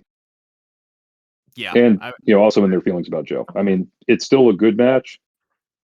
I don't know if it's a match of the year match. Yeah, like you draw the comparison to the Goto Zack Sabre Jr. match. I like, as somebody that, I mean, I'm lukewarm on both these guys. I thought these guys were like a perfect fit for each other. I mean, I would much rather see, and I'm not even, going to bat for it, but I'd much rather see the Goto Zack Sabre Jr. match go forward than the Joe Kingston match. Although I don't, I don't really think comparing the two is fair to Joe Kingston, just because I mean, man, that match is really just like a TV match with two guys that I've liked for 20 years, which is cool. To be fair, if Eddie and like on my whatever my personal list would be, Eddie and Joe's probably would maybe be like literally number 10 or 11. So like if it made it, it would be literally right at the top, right at the bottom of the list, and it wouldn't have any way of moving upward. I do think that Eddie was genuinely really good in this match. Not even like a rated. I'm not even some long-term Eddie Kingston guy. Like I'm not someone that's been like, oh, Eddie Kingston is secretly great, and he's been secretly great for so long, and then like I've never really cared for Eddie Kingston that much. But I thought that he was awesome in this match. I thought that Joe looked great. So that's fine. That can be the first cut. Well, it's not the first cut. I think those matches are equally as good. That can go a lot of ways. All right, Dan, we're looking at Genkai versus Mentai Kid, a match that I think you said the entrances are better. Yeah. The entrances are really good. That's not an insult. It's not a compliment. I mean, it is if it's a really good entrance. It feels like an insult. Can we be honest with ourselves? Can we level with ourselves a little bit? I mean, I feel similar to what Quentin just said. If I was going to take 10 matches from here, this would definitely make my 10. But I think it would be 9, 10. I think it'd be so I don't want to fight for too much. I think we have so many. I think we have 17 Mad Dog matches on here on a year. He wasn't great, so can we do something about that? You raise a fair point. Like on a down year, we have how many Conley matches do we have on here for real? It's too many. It's crazy. Like 16. Yeah. Yeah, take some of these off, guys. I think we have 3. Is that correct? No. We have like 4. We have at least 4. 4. Yeah, it's okay. 4. Okay, and only 1.5 is good. An issue. It's not Mad Dog Beastman versus Tremont Sullivan. A match that is fine. That's funny. I like that match better than either of the Tremont single matches. I agree. I was thinking the same thing. I think that the tag match is better. I think I agree with Dan on that one. Yeah. I would like to get. I'm going to give a VP 100 ballot, which right now has Matt Tremont as number 3 for the entire year, and it's not based on any of his stuff with Mad Dog. I think the best match is the Greeny match. Yeah, for sure. Yeah, no, I would agree with that. Far and away. Yeah. Yeah. So cross off the other 3 and leave the Greeny match. Okay, cross off the Tremont singles matches at least. Yeah. Hell yeah. It sounds like we're definitely No. We gotta cut this Bam Sullivan trash. I'm cool with cutting all 3 of them except the Greeny match. Oh, okay. Sure. That seems fair. I accept it. I disagree vehemently with getting rid of the Durham Street fight, but when I saw the tag match, I was match. so excited for the singles match, and it just was not good.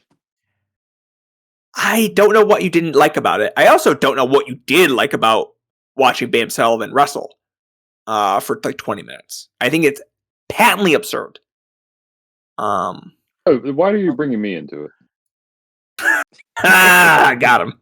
Can you also go ahead and cut Okada Omega from AEW? Like, I don't even know what that's doing on this list. I love that match, but it is the worst of those 3. Yeah, like it's the worst of the 3 matches from this show nominated. I think that's better than Monet and Tony. I thought Mercedes and Tony was good, but I didn't think that was. I think Monet and Tony is the better Tony match on this list. Personally, none of these 3 make my list, but I think Okada Omega is the worst of these 3.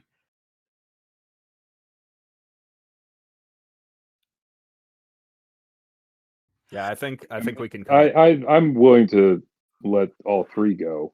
Like I feel no attachment to any of them. Mercedes I like what you did there. The one I feel the strongest about. I love that match. All right, so I'm the one that nominated. I'm the one that nominated the Everyone Page and has Moxley one. one match.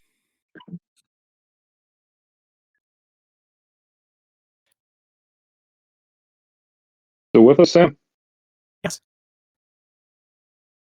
Okay, it's you said you're breaking up, and Okay. Can you hear me now? I can hear you now. Yes. Last we Okay. heard was you saying everyone has one match.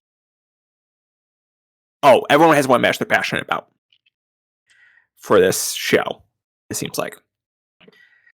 So, do we need to make a decision now, or do we want to Hold on, put it I in? actually would be interested. What if we all went around and said like what our one match from this list would be, just to get a feel on it? Because obviously, if like everybody else fucking despises the match, it probably doesn't have a shot on the list.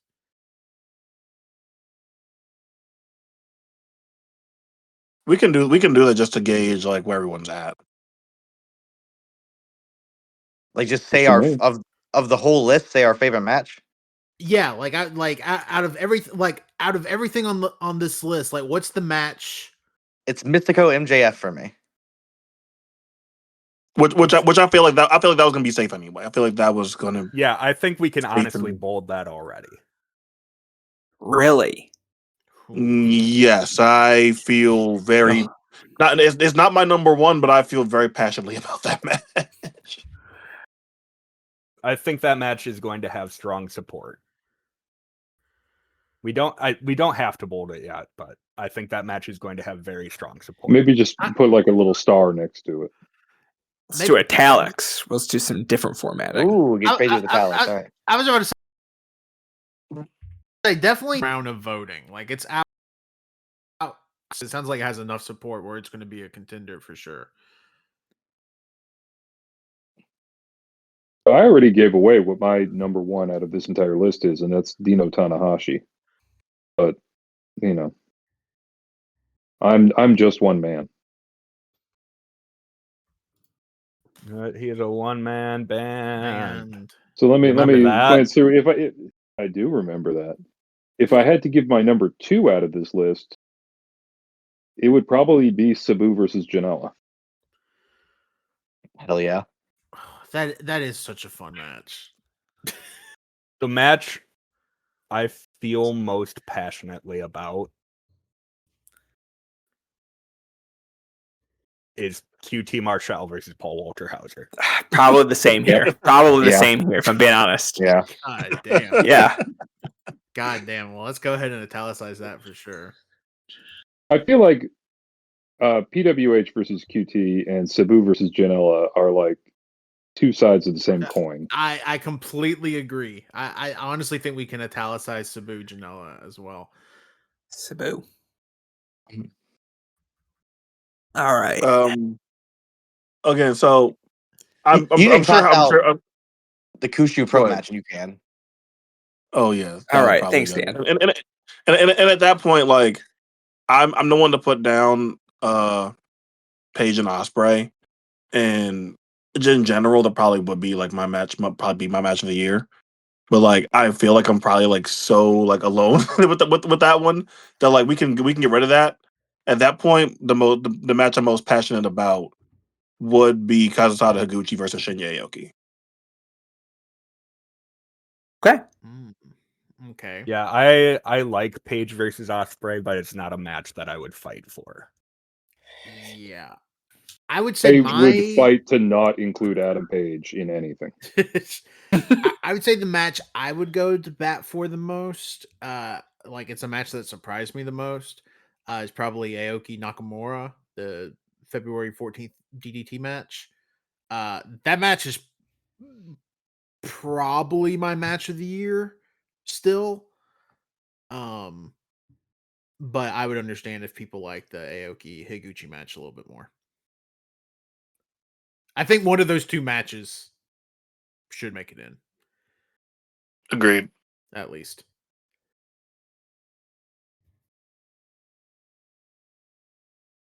I Is that- prefer Okay. the Higuchi match of those two. I also prefer the Higuchi match as well. Sam, did you see any of these?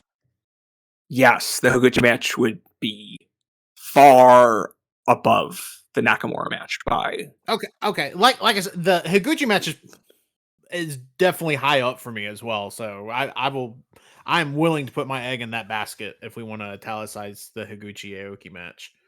And then cross off the Cross Nakamura out. match. Nakamura match. It kind of sounds like the Nakamura match gets crossed off based off that. So I'm Yeah, it's a fun match. I wasn't in love with it. man, I love that match. Who nominated the Takeda Kasai Despy match? That was me. But that feels like Tanner.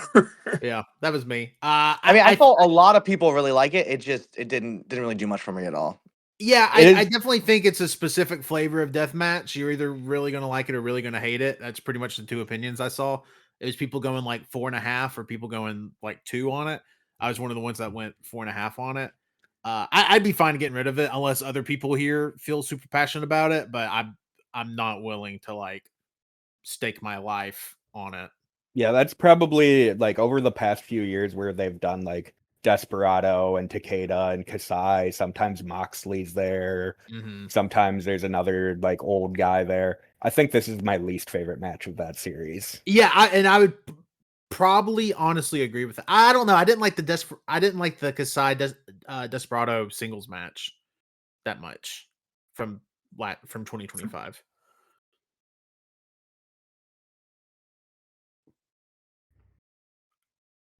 So is that a cross? I think Is it's that a cross off? Okay. Did we say we were getting rid of the Ice versus Imora match since? If I am the only one that has seen it, I will accept its fate. If you want to watch a really good and fun New Japan match that was under the radar because it was on a random Road 2 show, you should check that match out. It's really good. You like two very like bright stars in New Japan right now. It's a blast. Cross it off. There you go. Can we get rid of the Hollywood ending? Yes. Sure. Why not? I've never felt more on an island than watching this match that I think is like clearly good, but then being put into this atmosphere of like being some sort of transcendent all-time great mark on the fucking genre. It's And I'm the like, I don't know, greatest match of all time. like, So I don't know I what forget that that. feelings about why that occurred. I mean, we can cross it off. I don't really care. I do think it was one of the better AEW matches I saw from 2025. But I think that the fact that on a major stage in a major pay-per-view, they did a women's like gimmick death match, lots of blood and tacks and glass and everything. The fact that it existed felt like such a rip in the fabric of how things are supposed to be. It was like an intrusion from another dimension for a lot of people, especially people who don't normally watch death matches or for Sarah Jr. versus Pierrot or whatever the fuck. The novelty of it for people who mostly just watch mainstream TV wrestling really pushed it ahead. And for the people who don't watch, who do watch deathmatch stuff, the fact that they were willing to go that AEW boosted its stature just for existing. That's it. I'm fine with crossing it off, but I do think that it represented such an anomaly in the viewing habits of 2025 wrestling Twitter that boosted its reputation. I think that you raise a fair point in regards to that, but I've like even beyond AEW being a place where they've been very free with having women in these more hardcore, bloody street fight spectacles on television, right? Like where this is like kind of like been a thing for AEW's, at least for the last, let's say like 5 years of AEW's existence, that they've been running matches like that. even if we just remove that, I don't think that Willow versus Stat from the year before is quite to the same extent. They're not dipping their hand. They're not putting their hands in buckets of glass and all that and doing that type of shit. But I do think again Oh. a big hardcore spectacle that has this story centered around the women, is very hate filled and nasty and violent. It's not the same kind of spectacle as the Hollywood ending. The Hollywood ending has the story and build up surrounding it. It has even the match finish and them laying on top of each other, and they go for this whole very clearly and overtly big letters cinema ass approach. So like I get it. At the same time, I'm like, yeah, I also watched Willow and Stat, so it doesn't feel to me even like it's like it doesn't feel like this big groundbreaking thing to me, and it just felt I like think I don't know. I think the big difference between this one and Willow versus Statlander is that Willow versus Statlander was not hugely gay.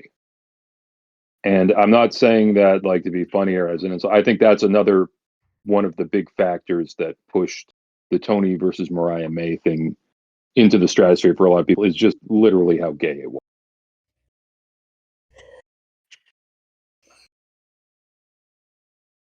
That said, I started off by saying I'm fine with crossing it off. We can do queer erasure on this podcast if you want, Sam. Right. So I guess we're getting rid of that Tanahashi match too, then, right? No. And that match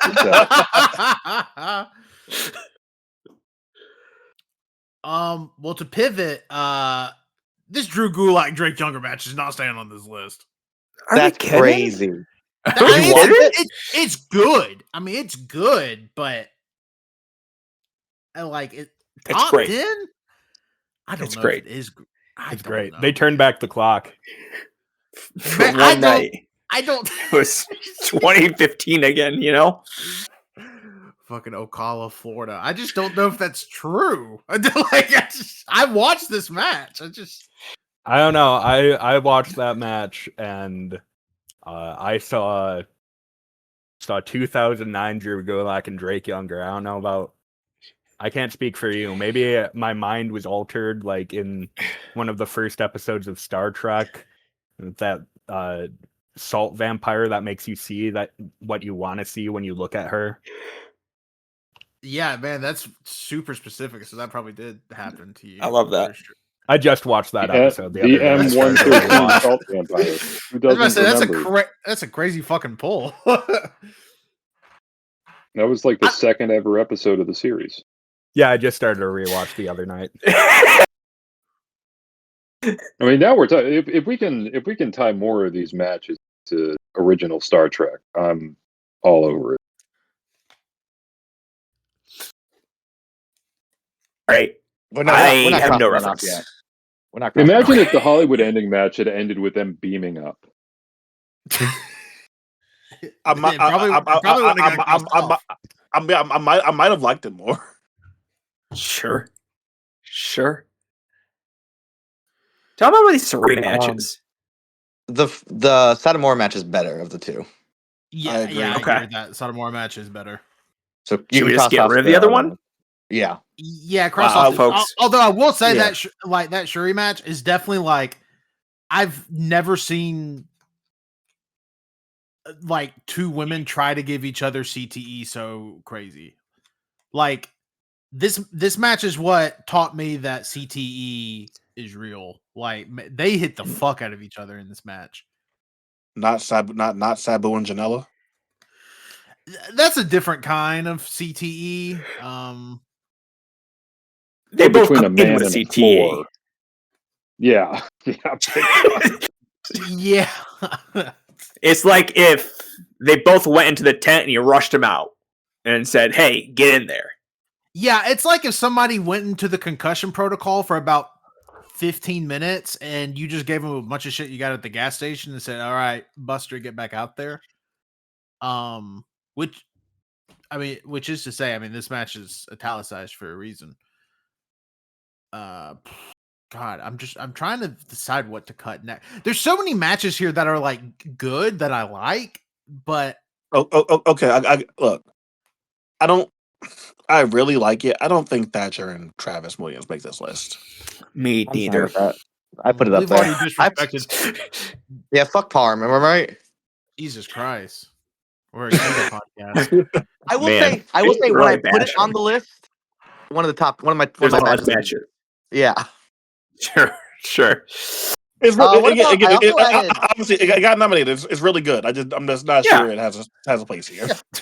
No, I like Man, it. that's crazy to say. It's an honor to be nominated when we have some shit on here. That's crazy. That might be the most disrespectful thing said on this program tonight. I think it's helpful for Thatcher's Wrestler of the Year case, which we'll talk about tomorrow. Sure. Why not? What about Briscoe versus Ricochet? I think I put this on here, but I'm fine with getting rid of that too. That was really fucking good. It was good. I just don't know if it's the top 10 match of the year, but it's good. See, that's the problem I'm running into. There's a lot of matches on this list I think are good, but there's very few that I think are transcendently great. So that the Ricochet Mark Briscoe match could very realistically, if like that could be with how this list is going, like I could see that going in an 8, 9, 10 spot. But if other people are not super hot on it, then I guess we can cut it. On my own personal list, it would probably be somewhere in the middle. Well, then I feel like we should keep it because it would So let's keep Mark Briscoe and Ricochet. Okay. So I want to hold up. How come Okada and Omega's not cut yet? Did we not say we were cutting? They're legends and they were in so many great matches. But no, I think we're cutting that. I want to put Sam on the Sam. You said that you hated Masashi Takeda versus Slade. Why did you not like it?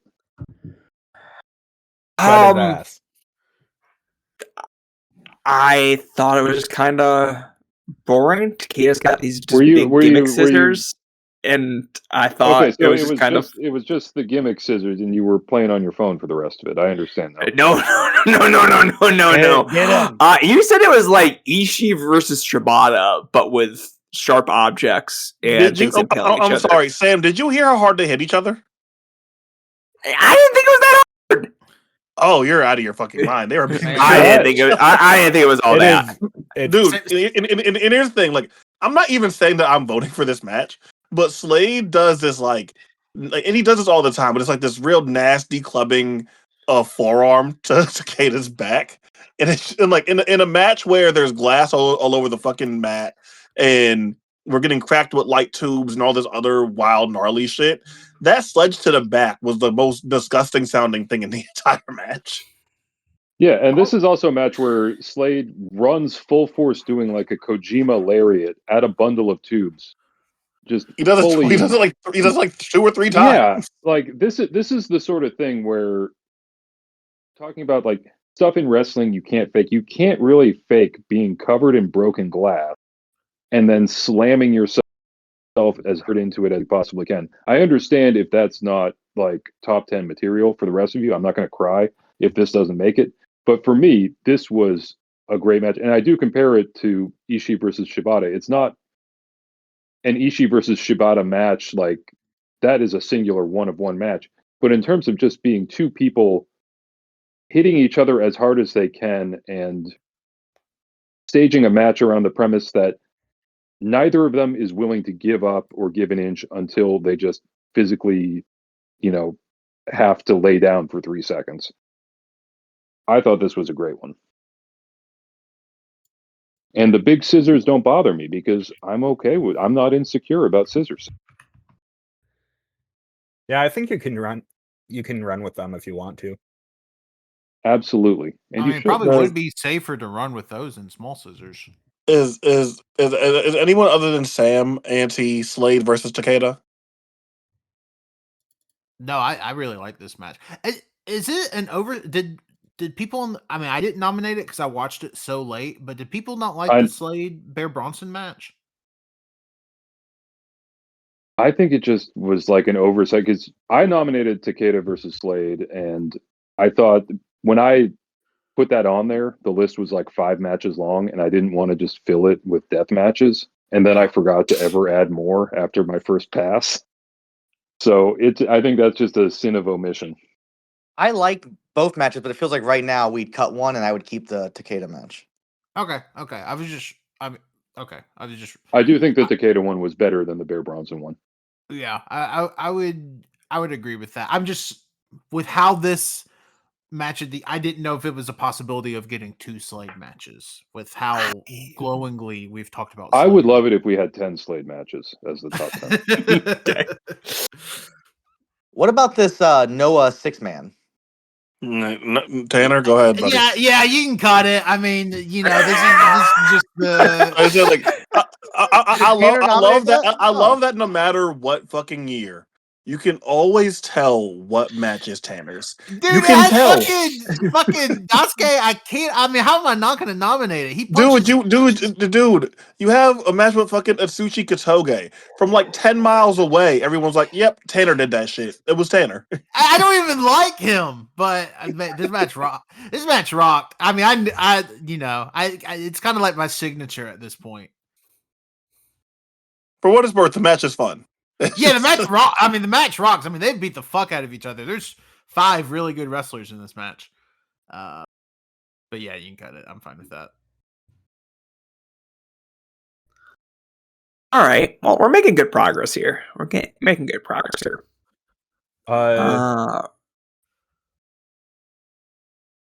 Star Junior versus Sandokan Jr.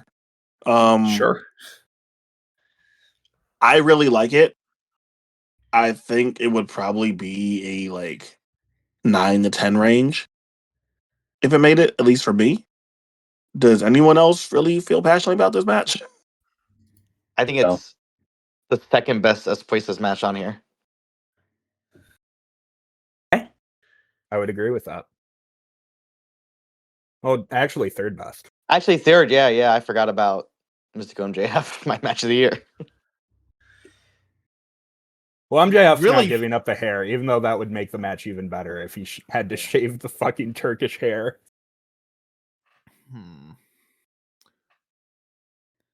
Wait, hold on. Should we make Sam talk about Cruel versus CT Keys? Yes. What's there to talk about, folks? What's there to talk about? We're all understanding this is, without a doubt, the best Cruel match of all time. Is there any debate on that? Just like on the surface level? No? I mean, Cruel versus Megan Bang was pretty good. Sure. All right. Whatever. There was that. I like the U brawl.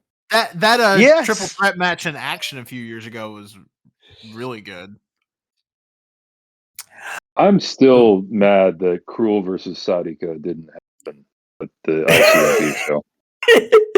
Like, I'm not over that. It just remembering it just now, I got pissed off all over again.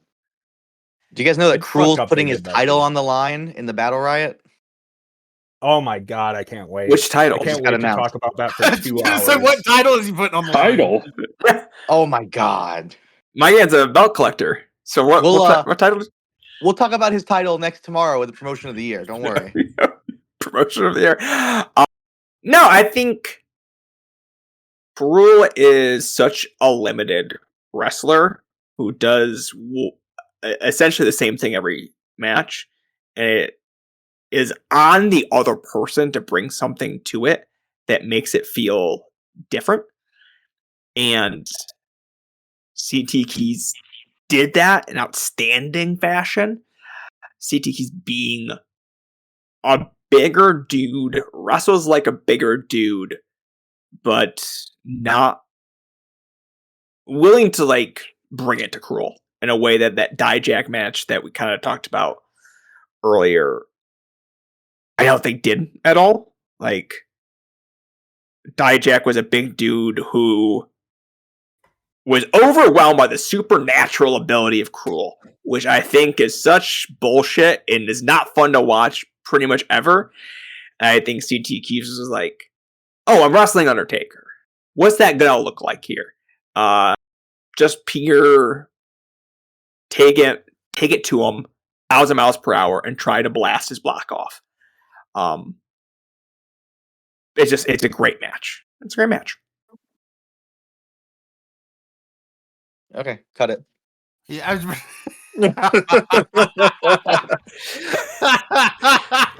God damn. Rip to Man, the best scroll match of all time. it feels really mean that you made Sam strike through it. Like you didn't even do it. You made Sam do it. That's crazy. I will. Having said that, I like it better than some of the matches still on here, like this Bandito Hechicero match. I'm not gonna lie to you. I saw the time in the match and I said I don't need to watch it. I feel good about where I'm at. Okay, This so is when here's I'll the leave thing. off the board. Those big Bandito ROH matches, I do think were genuinely good, and I do think that this is the best one. But Is that the one where they did the worked injury? Which one was that? That was the one This is against the problem Roche when I look at it, 4 when I years look ago. at this list, and there are like multiple like when there have been multiple Bandito Hechicero matches, I see a date and I'm just like, what was the thing that happened in that? Because I'm terrible at remembering this stuff just by date. yeah, It was. so I'm It was to just. your point. Yeah, it was just the longer one. Like they had one in CML, so I guess this was the one with like the work injury angle. I guess. It's been a hot minute since I've seen it. I will say I'm not a huge Bandito guy. I am a huge Hechicero guy. I thought this was like the Hechicero show, and Bandito came to play ball. I don't necessarily even really like any, like I did not like Bandito Takeshita, as I imagine most of this panel didn't with its exclusion from the list. But I just, this match worked. I don't know, like on a show that had Moriarty and Jula and QT Marshall and Paul Walter Hauser, like again, those are two matches that I really loved. Like this match still stands out to me as like the best match on the show by That's wild. By a pretty considerable margin. But yeah, that's wrong. But I don't feel passionately about Bandito Hechicero.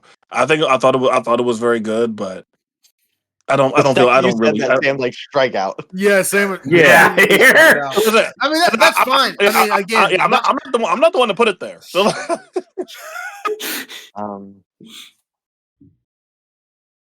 are two Higuchi matches making this list? they should. Okay. Settle down.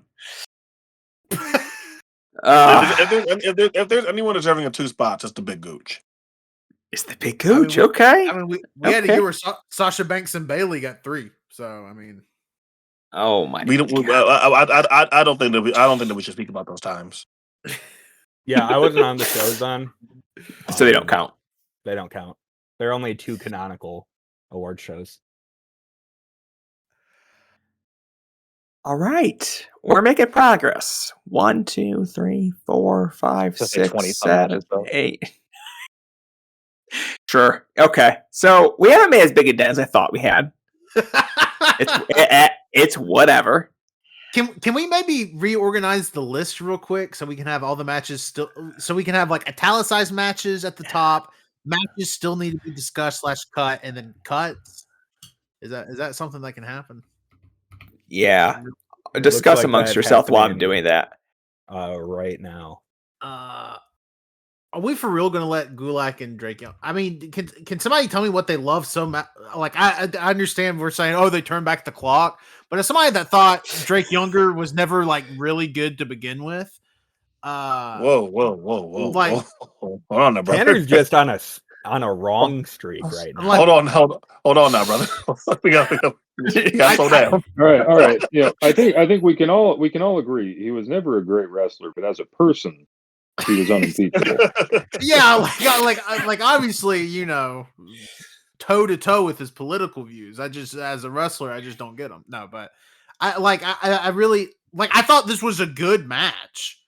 I thought the suplex spot was a lot of fun, where they both just tumbled in the, like, you can tell that ruled. Yeah, but like, I see that spot all the time. I don't know. Fucking, I don't see it like that. I don't see it like that all the time. I don't either, but I don't think they meant for it to be like that. I don't Even give a shit what they better, meant. honestly. It's not wrestling's not about intent. When Gulak does he does like the body slam into the ropes in this match, which is really fucking cool. And like just like all of them look like they hurt so much. But like he does that in all of his matches. All of his 20 matches he has a year at this point. I'm First that's off, his fault. I'm the only guy I don't watching know what Drew to tell Gulak you. matches in 2025. He does not do that in all of his matches. Well, I mean, that's a him problem. Uh, He used to, when he was Ace of Beyond, he did it all the time. I saw him body slam Connor Claxton into the ropes more times than you could fucking count. I don't know. I just like again, I'm looking at this of like the matches we have left. And again, there's a lot of matches that I really like, but man, that's like the bottom of my list out of everything that's left. And somehow Okada and Omega is not cut still. Yeah, we've been asked to cut that for 20 minutes. We're Sam cutting loves it? that match. Okay. Are that's when are we just are we about to cut all in at that point? Because I just want to point out, like at that point, the list, like what we're gonna choose from for the matches gets real dicey at that point. I didn't say we would I cut just wanna make everything. sure. I didn't say No, we'd I cut think- everything from All In, but I think we should cut Okada. Cut everything from All In. I think that's the third best match from that show that's nominated right now. Yeah, I agree with that. I think also it's agree with that. I think it's the worst match out of the three nominated. And I like the match. It's fine, but I think it's the worst of the 5 AEW matches we have left. Okay. So if that's how we feel right now, then let's definitely just get rid of Okada Mega at this point. I think it's as good as Gulak younger. No way. No.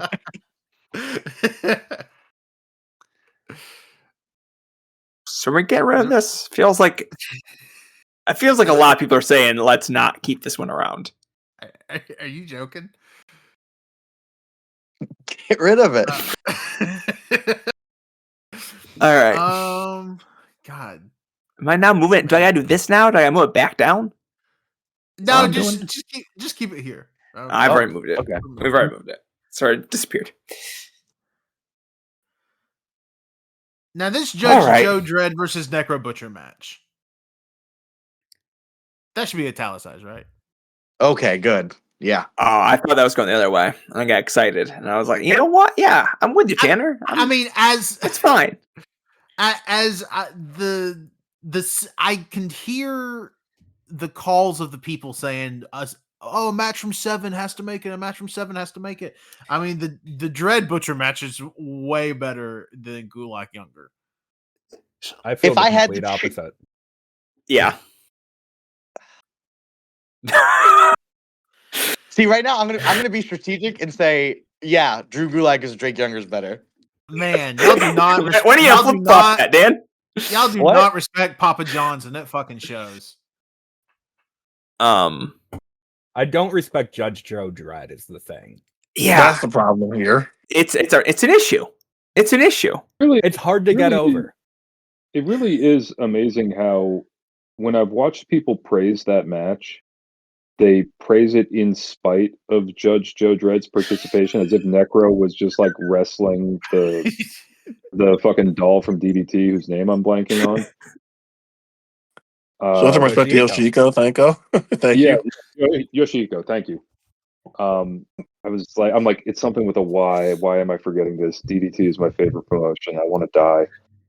But yeah, I mean, this is like a great Necro performance, and probably the ceiling for Judge Joe Dredd performances. I honestly think it's a better blade job than it is a match. Necro just like fucking it's a cry for help the way he cuts his head in this match. I mean, I love the Necro match, but I'm fine with getting rid of it. I know it's not going to end up in the top 10, so. You know what? I was just trying to make a amend for the Gulak Younger match to get. Well, I'm not gonna lie. I don't know. I don't know if Dredd and Necro wouldn't make the top 10 at this point. Looking at this list. Oh, in that case, come on, folks. I mean, what should we go around and everybody say what they would cut next, and maybe that's kind of how we need to. But we have to pick stuff that's not on this list. We can't pick the italicized stuff, I'm assuming. Yeah, I would say the italicized stuff is safe for now. Okay. Yes. Okay. I'm gonna upset Chris. I would cut this Office Man match. Ooh. Oh, such bullshit. If I'm sacrificing my matches, I'm keeping that and getting rid of Dameless versus Fishman or the Cerebro Negro match. I prefer both of those matches to the Office Man match personally, but I think the Office Man versus Area match is better than the Damus match. I mean, I think any match with the dragon is pretty cool. Sure. With it there. Yeah. Well, that didn't really do anything. I thought we were getting rid of Drew Gulak and Drake Younger. I thought we were getting rid of that. No, dude, no! Did you hear the support? It sounds like it should be fucking italicized at this point. Yeah, now you're talking sense, Tanner. Now you're making sense. I mean, like, it just sounds like I'm greatly outnumbered here. I would say Mercedes versus Tony. Cut it. Sting. That'll be my next cut. Interesting. Anything I can do to bring down women's wrestling, I'm on board. Let's do it.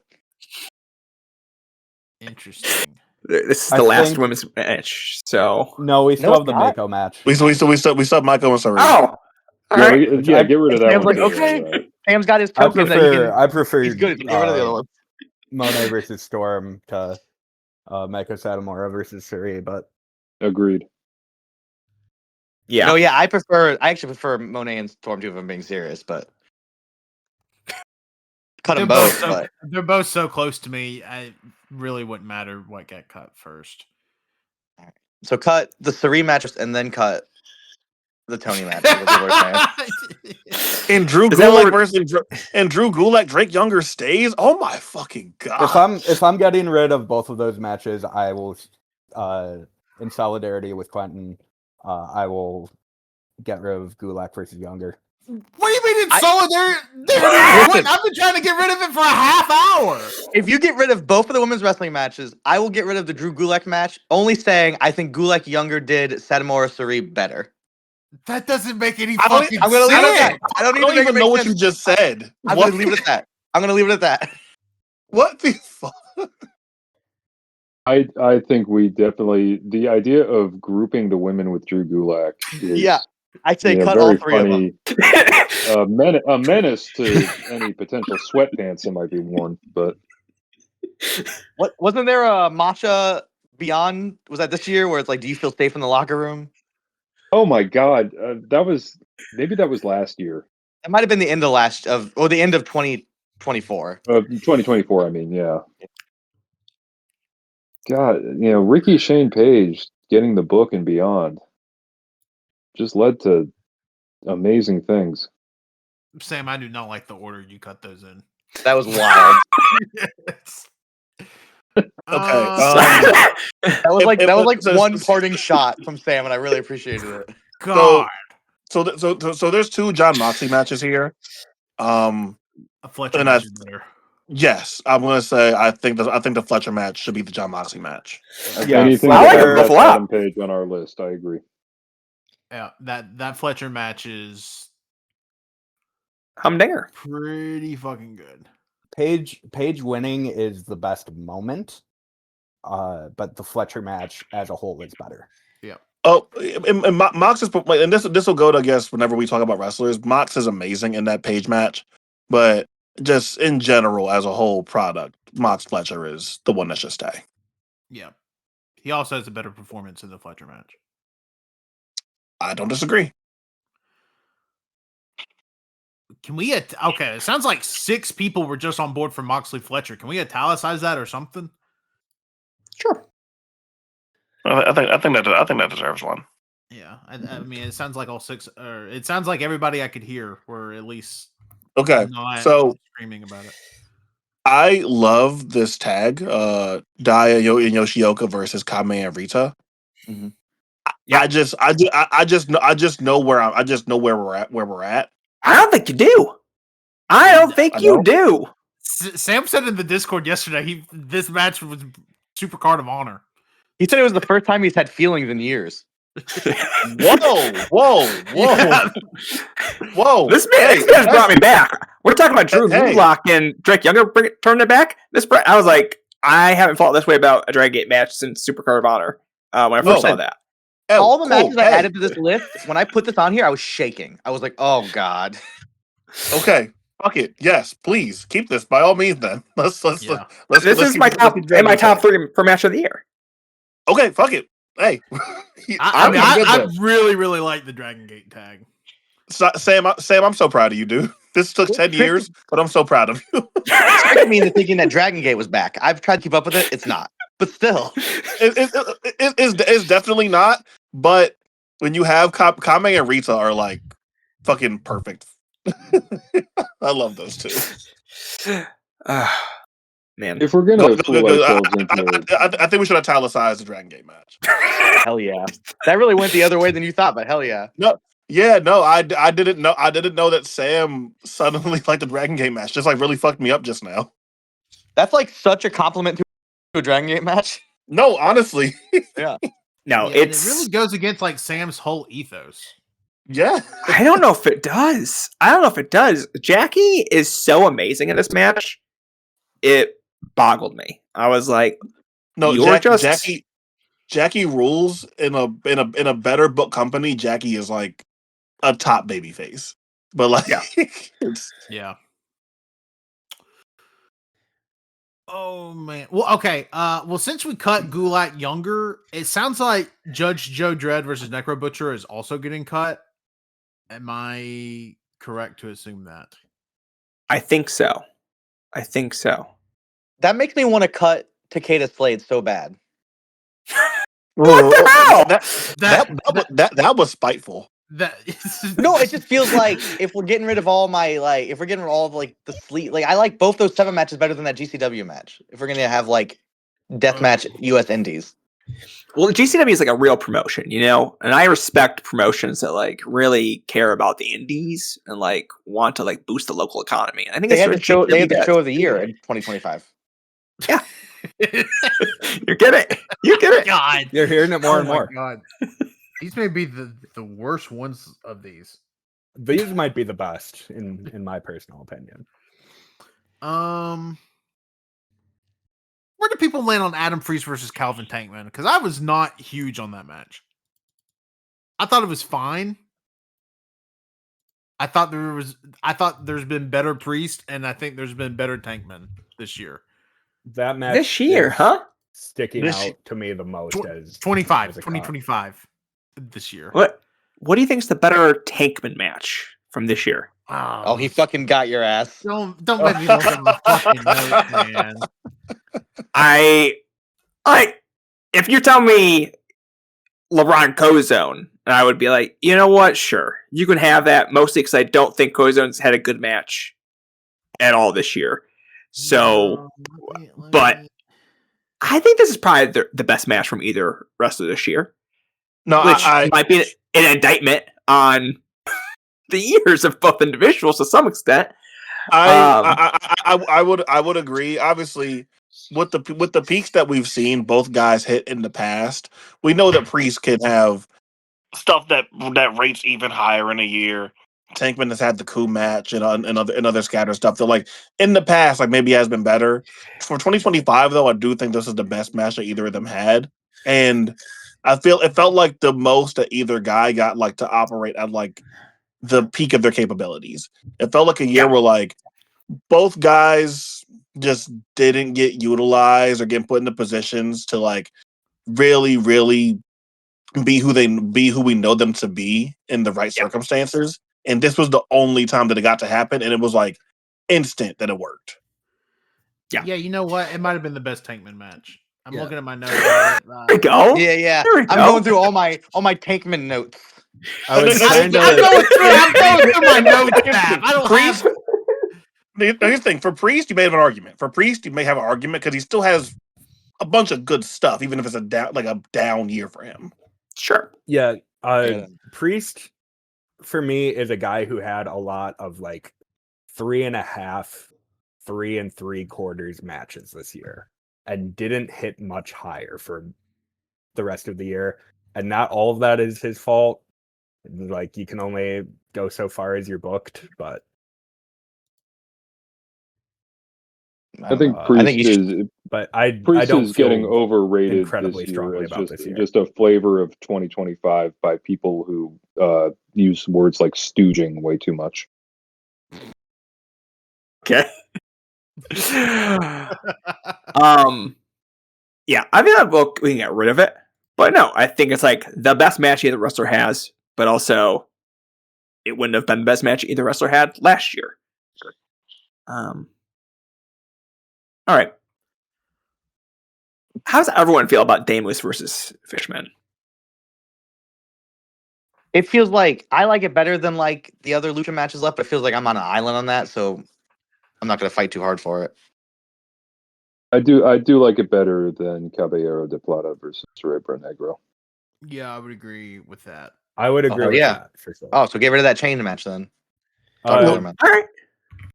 Of the three Lucha matches left, my favorite is Demus versus Fishman. Oh, interesting. Interesting. Anyway, I will get rid of the chain match, which I love. I think that's I think that's a really great match. If I was to choose a Cerebro Negro match that I forgot to add, I would probably put one of the Bombero Infernal matches ahead of the Caballero de Plata match. I will say we have 7 matches italicized. Not saying everything italicized is like a shoo-in for the top 10, but that is. Oh, yeah, can we italicize Tanahashi versus Dino? Let's not forget that. Yeah. Sure, I'm in full Bold support it, of it. italicize it, Okay. underline it. Go ahead and bold it and put it at number 10 and then strike out the Slade match. Why Why are we striking out the Slade match? It's just not a top 10 match of the year. Well, neither is Tanahashi or Dino, but sometimes we have to make concessions. No, Tanahashi versus Dino is a top 1 match of the year. Okay, hold on. Before we get too crazy here, I'm looking at the rest of these matches. The one that I probably cut, I think I probably cut Goto and Zach. Yeah, cut it. Sure. With this panel, yes. It doesn't. I love that match a lot, but it doesn't hang for me. Yeah, I think it's really good. And I do think that if there was any sort of value in the idea of like what the best title win of the year is, like obviously your mileage will vary on someone like Paige winning the belt and if you give a fuck about that or not. But like if you want something rooted that it feels a little bit more grounded. Am I back? Yeah, you're back. Yeah. Okay. If you want something that feels rooted and a little bit more grounded, I think that the Goto match is probably like one of the better feel good matches of the entire year. Yeah, I definitely prefer that to like Paige versus Moxley. Both matches I think are great. But there are matches here that I feel like a lot stronger about. As like matches as a whole and not just like a really, really great main event with like a guy who's been grinding for years finally getting the big one against one of the best in the world. Yeah, but Zach lost that. Oh, true. So I we feel have like the match. Everyone wanted me to like care about Goto. I was like, I just don't, folks. I simply will not. You cannot will me into with your narrative. Here's the thing. I do think that like that the Goto thing got a little. It felt a little insincere to me at a certain point. Because I'm like now suddenly everyone cares about Hiroki Goto. I'm like, okay, Yeah. this feels a little. But like that being said, like the audience clearly did really buy into and Sure. like the idea of Goto accomplishing this moment. So even if I think that like the actual like online English speaking discourse of it got a little funny, I do think that the actual like domestic reception to it like shows that like people were into it. Yeah, I And now think he's a big Hollywood star. He's going to be fucking it's- Honda in the Street Fighter movie. that's true, and it is just like there are so many people that have been out on New Japan for several years, and so like having Goto, who they remember from the good times, win the title, I think reeled a bunch of people back just for a moment, and so that kind of amplified things. Plus, it's kind of it's like a major league type thing where it's the team who no one ever thought would make the World Series makes the World Series. Indiana won the college football playoffs that night. Goto is the Seattle Mariners of New Japan. Yeah, and so I understand why people got it, even though I do think I agree with Quentin that the discourse very quickly became like weird and parasocial. As it like there's no way that people cared as much about a Goto win as it did. They like what the idea of it represents, which is that a company will give a gold watch to fan favorites rather than booking to supposedly, in the fans' eyes, spite the fans, which has been a problem with New Japan and its fandom for a while now. Yeah. So I don't know. I mean, I think Goto winning the title is one of those things. Like if we had a moment of the year, like that Oscar where the Flash going into the Speed Force won. If we had something like that, Goto winning the title would rank pretty high. But as a match, I mean, I don't see people talking about this match anymore. I don't see it coming up, and maybe I'm looking at the wrong conversations, but I don't see a lot about this match. They also ran like 3 other matches during the year, and they all kind of like stay within the same range of very good. And obviously, this one has the moment of it in it, but I can't say that mechanically on a execution level that I think this match is dramatically better than their other stuff. So that's crossed off. We can discuss the other stuff. I think now we're down to, is it 5, and we have 2 spots left. Assuming all the italicized we're saying are soft locks for 10, then yeah, we have 2 spots. I think we can basically call those soft locks at this point because we only have 5. Yeah. Well, Dan has been pushing this Slade Takeda thing. It feels like I'm alone though, but I just don't see how that's top 10. I would of the 13 left, it would be my 13th favorite match. Okay, Dan. Wow. If you took off Slade Takeda, what would be like your immediate replacement for it? Probably Guarini Mad Dog. See, I think that match gets in without cutting Slade Takeda, personally. I'm on the fence about that. About Guarini versus Mad Dog? About both of them getting in. I do like Takeda and Slade a lot, but I don't think it's like it's infallible or that it has to be a lock to make the top 10. I do think it's really good. I do think it's a really good. They beat the shit out of each other. It's not they don't reinvent the wheel here. It's not the most creative in terms of deathmatch spots or creativity with violence, but Slade is the one guy where it's like they're gonna go out there and it really feels like they're beating this shit out of each other. And Takeda will happily oblige engaging in that sort of thing all the time. So I just watched that before we recorded, and I wasn't sure because Slade's been hit or miss for me over the years, and I thought that it was awesome, but I'm not sure. I think it's that much better, or if it's better at all than say Briscoe Ricochet or Avisman versus Aragon.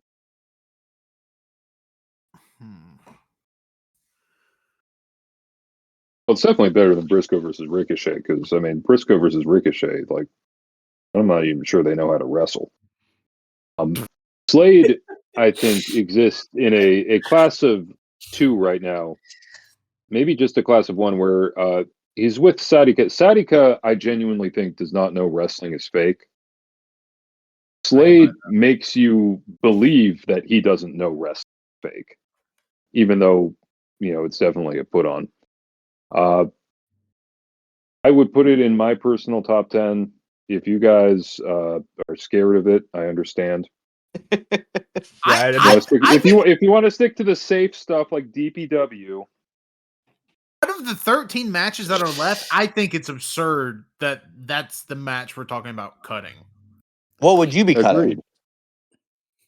Personally, I mean, like part of me would say Tanahashi Dino, but I know that's Pat's number 1, so I would feel bad about saying cut that. You can cut it. You can cut it, Tanner. If I'm ranking my 13, number 12 is Tanahashi Dino, number 13 is Slade Takeda. Sorry, Pat. Like, if you are such a son of a bitch, Dan. If I'm being honest, I'm probably cutting Mystico MJF. No. Oh fuck you! Oh fuck no. you! Yeah, I'll hang up right now. Because I think cutting number 1. I think they had a better match in June than they did in September. Oh, are you in the Discord? Are you listening to the people in the Discord now? Yeah, people saying, "Hey, not the best match I've The had." September match is so much better. What? That's just me, but yeah, I don't know. You cut this Aragon match. I will also say that Takeda and Slade is the match I would cut as well. Man, really? You were just holding on to that this whole time? I just you could have been said that. I've openly said don't like that match. Don't think it's like of all these matches, I think they're all good outside of that one. Like I genuinely like, you know what? I like all these matches to varying degrees. Sam, I don't believe for a fucking second. Sorry. Tanahashi versus Dino. Actually, sorry, not Sabu versus Joey Janela. I think that match sucks as well. So the 2 GCW matches. I'm the only GCW hater, I guess. Rip to a real one, but yeah, you didn't go out on a good one. Slade. Okay, I think it's an honor to be nominated. It's an honor to be italicized this long. So cut the Slade match and let's move on. Okay, well, if we cut the Slade match, we have to pick 3 from this remaining 5. All right, so I'm with that. Are we gonna have 2 Higuchi matches? Yes. Are we gonna? Yes. I mean, I think Akiyama is like the best wrestler of all time. Sure. Even I like that Higuchi Akiyama match. I think is really, really good. But we're cutting it. But we're cutting it. I mean, I would keep Takeda Slade over the Higuchi Akiyama match. Oh my! No way! No way! I haven't got to cut it. I love Higuchi. I love DDT. I love how Higuchi can straddle both the serious and the silly sides of DDT. But yes, I'm with Tanner on that. Okay. You will feel the wrath of Higuchi tomorrow. Oh, I won't. He's got a fucking broken neck. What's he gonna do? Chase after me in his fucking wheelchair or something? Okay. Here's what I think we should. How many people want to cut the Takeda Slade match and opt in for 3 of the 4 matches left? How many people actually? I think the only people that want to cut it are Sam and Dan. Yeah, and at this point, I think Dan might be just doing it as a bit. To be fair, hard to tell. Dan is being spiteful. Can I suggest? I really just don't think it's that good of a match. No. I know that you also. I know you don't think that, but I also think that you're being spiteful too. Well, that's fair. Yeah, that's a little fair. Can I suggest? What if we went roundtable style? Out of the 4 matches left, you name the 2 you would want to move up to the top 10. Sure. I would go I would go Damus Fishman and Garini Connolly. Same. I would go with the 2 Lucha matches. So I would have Damus Fishman and Avisman Aragon. I would go Dom versus Mad Dog and Obvious Man versus Aragon. Okay, well, I would go Demus Fishman and Briscoe Ricochet. So Demus Fishman's definitely going up italicized. Damus And Fishman makes it. Tanner's the only one that said Briscoe Ricochet. Yeah, Yeah, so that can go. I'm the only one that said that. So I will say, I think that Mark turns in one of the best bleeding babyface performances that is in the entire year, and I think this is probably the magnum opus for this Ricochet character, where he's leaned in to the kind of like to the goofy qualities and using that athleticism and physicality he possesses to make himself look like a total jackass, while still managing to do some super cool and impressive shit with it. But I think it's the best Ricochet performance, or at least most impressive one I've probably ever seen from him. And Mark is incredible as a bleeding babyface in this fun ass gimmick match. So if it gets cut, we went through. It got 1 vote, but Mark and Ricochet really fucking rocks. Yeah, I think that's one all of us kind of saw cutting, but didn't want to, because Mark's performance is so ridiculous, and Ricochet is a perfect heel in that, and it is a really hard match to not have here. But yeah, especially when Mystico MJF's on the list. You're gonna be real upset in the next 30 minutes. Yeah, that's what I'm thinking. You are on an island there, buddy. So I mean, how do y'all want to pick between these last 2? Coin.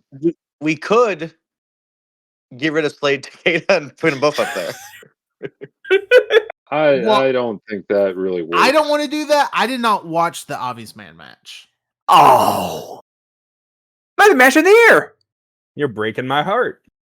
I was, it fell through the crack. Sometimes a 60-second match falls through the crack. Sometimes it's a match from a promotion called Vic Mask. Yeah, and that's where Obvious Man works. So you look it up on YouTube. The Obvious Man Aragon match is easier to watch. Like it's like 4 versions on YouTube for free. I got people sending me DPW links. I got hookups everywhere on Discord. I had someone sending me DPW links, and I called the police. Them. Reported them. All right. Does anyone feel strongly here? Should we just go around and vote and see what happens? It might be tied, but let's see what happens. Sure. Well, actually, hold on. Hold on. Tanner was the only one that. Yeah, so it would be a 3-2. It would be a 3-2, and Garini Mad Dog would win. Oh yeah. Okay. Damn. All right. That's how it's got to be. Damn. I probably would have voted Obvious. I probably would have. I don't think you would have. Not in a million years. I'm believing he would have, and I have been victimized by Tanner once again. Hey, new year, new me. All right, so Takeda Slade 10. No. Tanahashi Dino 10. Takeda Slade 10. Tanahashi Dino 9. Wrong. No. I mean, they're going to be 9-10, right? Can we all agree on that? No. Yes. No. Yes. No. The 1 and 2. Matter of fact, no. Wait. Hold on. Wait. Let's time out here. I've let the Sabu and Janela thing go on long enough. I think that's a perfect time. It's 10, 9, 8. It's Slade, it's Tanahashi, it's Sabu. Damn, that's really rough. But as long as we can agree we're putting Sabu Janela there, because I've let that go on long enough because I know that we like nonsense here. I'll take those as the bottom 3. I think Oh, Sabu wow. versus Joey Janela is a perfect 10. Shit. I will say, watching it live on the Discord was so fucking fun. Like it was, people were losing their mind. Sabu died and then he died, so like it's a lot. Well, why are you putting a 10 on Sabu's? You're also forgetting that Sandman got lost on the way to the ring. It's true. 25 minutes to get there. God damn, that, Could've said it that was a might be the perfect best 10. part of the match. In any match that involves, Atticus Kogar too. Oh yeah, Yeah, Gotta I have always it. say that. on the same show that he Maybe- unmasked Fuego del Sol. Recent That's TNA it. signing. Fuego del Sol. KJ. Is that true? I do. Yeah. Did thank God, so I never have to fucking see or care about him ever again.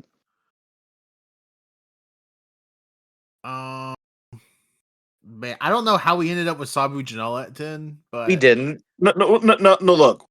Again, we got to draw the line somewhere. I think it is perfect at number 10. Yeah, I agree. I think we're all. You know what? Fine. I can live with it as 10. Okay, But- fine. I would have Tanahashi- taken Tanahashi- Obvious Man versus Aragon above it for sure, 100%. Tanahashi Dino ends at 9. No. I gotta Blade make, Potato. At this point, Potato. Tanahashi and Dino's 8. So Okay. Takeda Slade is 9. I gotta Yes. I gotta make the case for Tanahashi and Dino before everyone writes it off into the ghetto of only being the 8th best match of the year. You don't have to do that for me. I'm fully Yeah, supporting no. the Tanahashi Dino The hype Tanahashi train. I'm Dino not thing, even a Tanahashi guy. Dino is crying as the match goes in. This is like if the best player on the Harlem Globetrotters got a one-on-one game versus LeBron James. And just they both hit it out of the park. Like Dino sucks at doing moves. I'm not even gonna lie about it. He did a worse Bamaye knee than Tanahashi did at the Dome. But his ability to connect with the crowd is like one notch below Tanahashi's. They both knew exactly what these people wanted to see and worked the exact match that fans of both, I wouldn't say fans of both because, the hardcore New Japan fans are going to be like, I don't want to watch this like fat gay guy in DDT. But they put on the show that longtime DDT fans wanted to see out of this Cinderella story in and of itself, that Dino had a singles match with Tanahashi. I thought it was a great match. As a longtime fan of DDT and specifically the comedy guys in DDT, I thought it was an amazing thing, especially when the crowd relentlessly booed Tanahashi on his retirement tour. This could have been, their only chance to see Tanahashi in DDT ever again. And they were like, fuck you. We want our guy. Dino did all of the classic DDT finishers. He did Kudos, buzzsaw kick. He was, bringing out the kitchen sink. And obviously, like, no one ever thought he was going to win. But it was, it was Rocky 1. He went out there, he gave it as good of a shot as he could, and he pulled down Tanahashi's pants. I thought it was just an amazing match. My own DDT fandom colors a lot of that, but that's why it's my number one match, because two guys who can work a crowd like none other doing their thing. Yeah, I think that's beautiful. Yeah, you Number sold me 8. number 1. Like, I think Tanahashi working this match outside of the retirement match itself is like the highlight of his retirement tour for me. Just because he having this long career, having worked in DDT to have like real matches before, finally going against a guy who's basically had the same career but just as the dick joke comedy guy. I find that beautiful. Especially because Tanahashi is kind of an underrated comedy worker. Like when he gets to have a silly tag match with Taguchi and stuff. Yeah, that's true. And also Tanahashi didn't have to change it. It's not like they went in there and Tanahashi was like being a goofball for Sorry, he has amazing comic timing, but he worked the match like a dick. He worked it like they were two guys in like the Sportatorium in 1983, where everything has to be very clearly done so that even the people who were drunk in the cheap seats can understand what's happening. It's only at the end where he, he kisses Dino and gets his pants pulled down and everything and says like, okay, I can beat you at your own style. But for the rest of it, he like a Tanahashi. I'm willing to put it above QT versus Paul Walter Hauser. No Well, now, way. yeah, now you're just trolling Dan. I do genuinely buy into what a lot of Pat is saying there about just how well the match is worked. It's worked really, really well. Like Dino's never been good at like about the physical part of wrestling, and Tanahashi is like again like literally is retiring through 2-3 months after this. So like it's I'm buying into a lot of it, and if I'm just buying into like how well worked it is, even beyond the execution, like physically of anything, I'm like, man, maybe might be better than Paul Walter Hauser and QT Marshall. But All right. I mean, I can buy that. QT versus Paul Walter Hauser might be the only match with worse execution of. But that said, it's a feature, not a bug. In the yeah, of course. Ring of Honor match. Yeah, that's part of the charm. Right. QT Marshall, the best worker, like ability to do moves in 2025 of the four of them. Oh yeah, Yeah, easily. Yeah. Also the only one to team with fucking Big Boom AJ. Gino might. Well, we're getting ahead of ourselves. That's tomorrow. We talk about Big Boom AJ.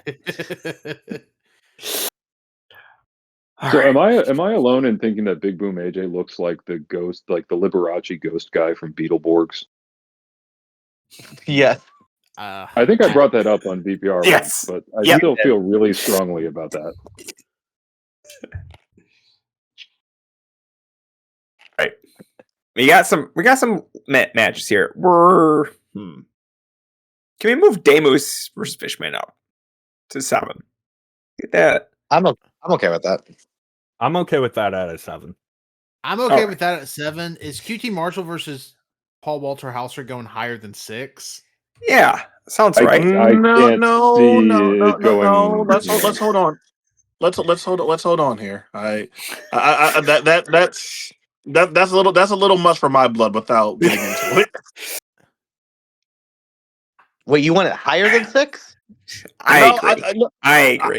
We can put Dom versus Mad Dog here. I think 6 is about as high as we can go here without having some sort of discussion.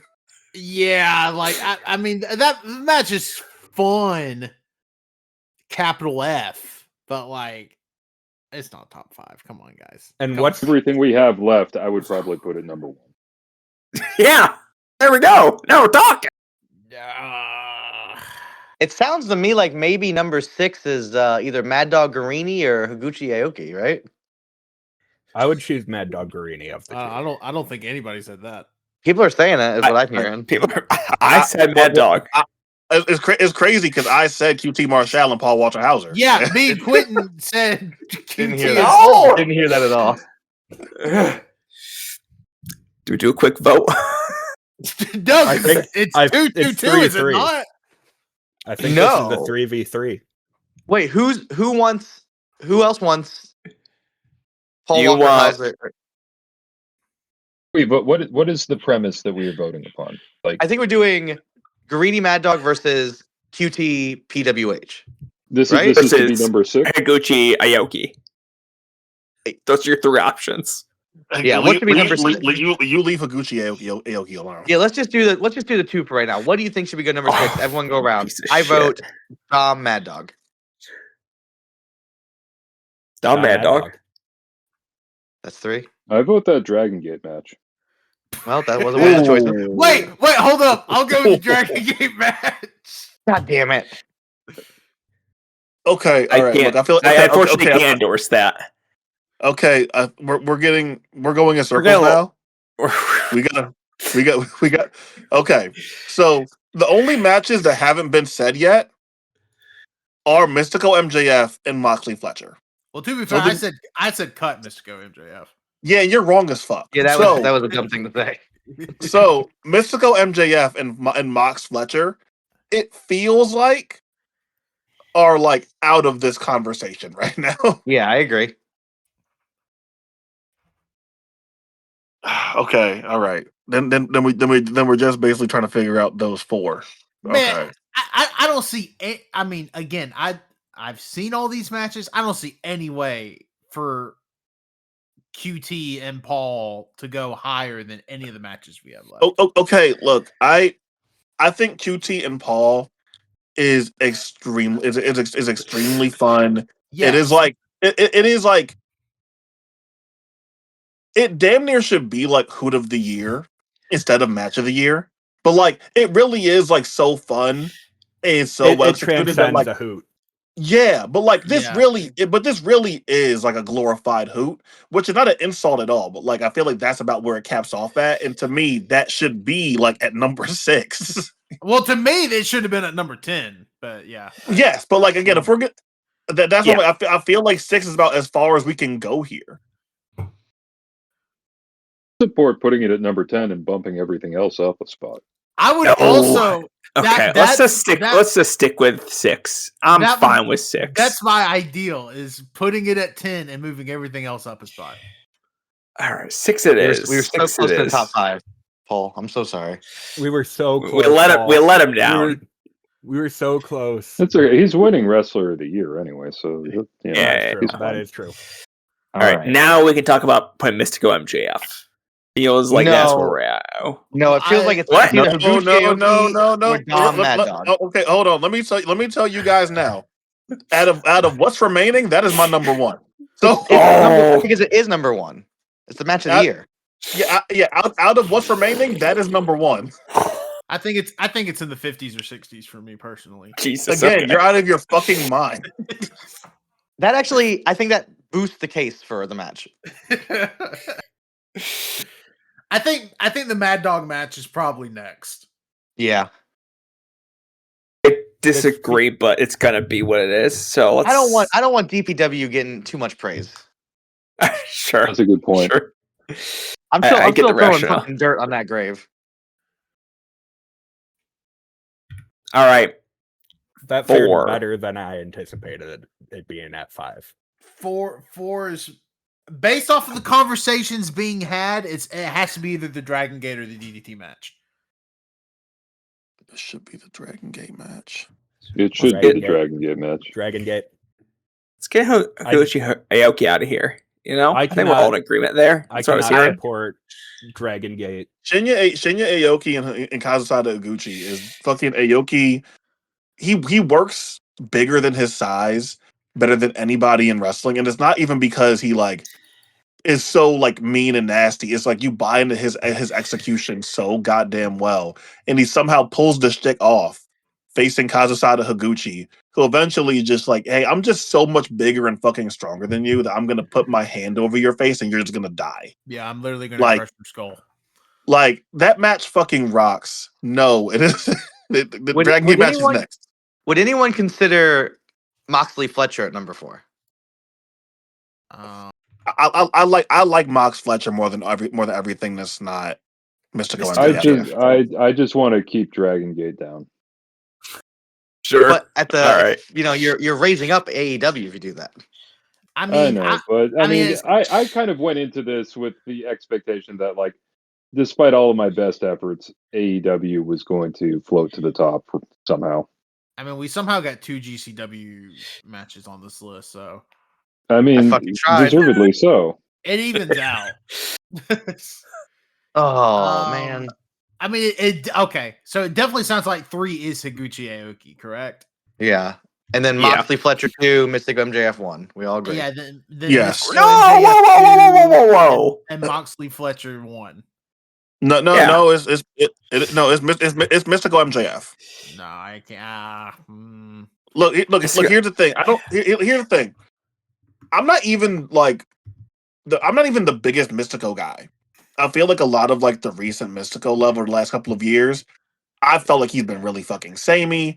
I felt like a lot of his stuff really hasn't really hasn't grabbed me.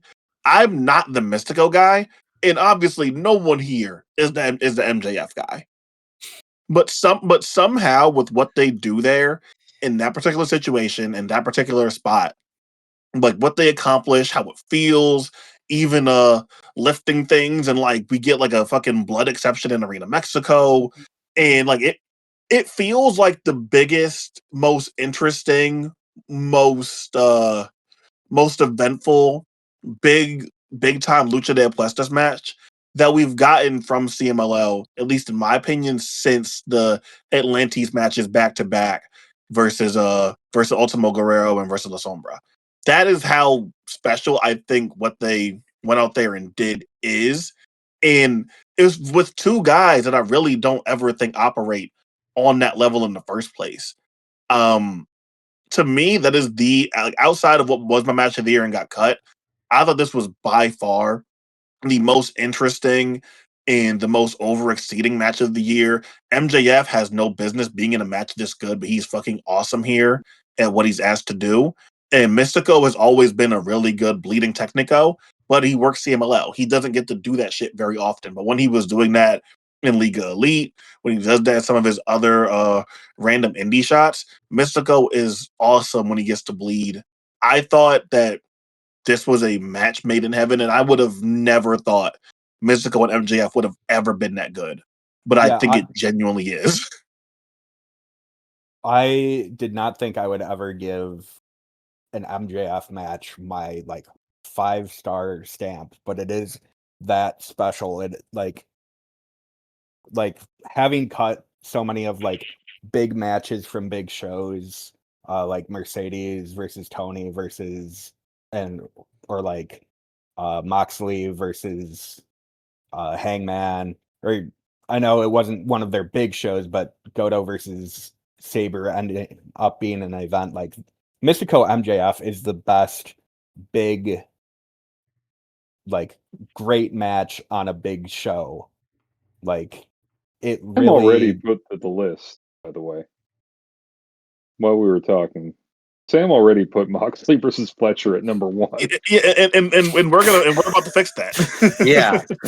Oh wait, what? I thought I heard you guys talk about this being the order. Is that not correct? No. Oh. A year from now, people I think will be still talking about Mystico MJF. I don't think we'll talk about that Moxley Fletcher match as much. I think We'll be it's talking about really, really good. German suplex discourse. I think Mystico in this match has the performance of anyone on this top 10. Oh, I agree with that.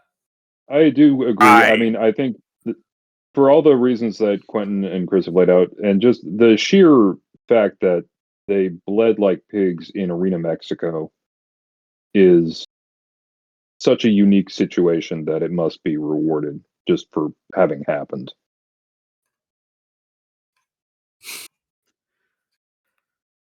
Sounds like it's our number 1. Yeah, MJF is the champion right now, and he is not going to have a match a third this good in that because they're all entire going to be in run. fucking Limitless.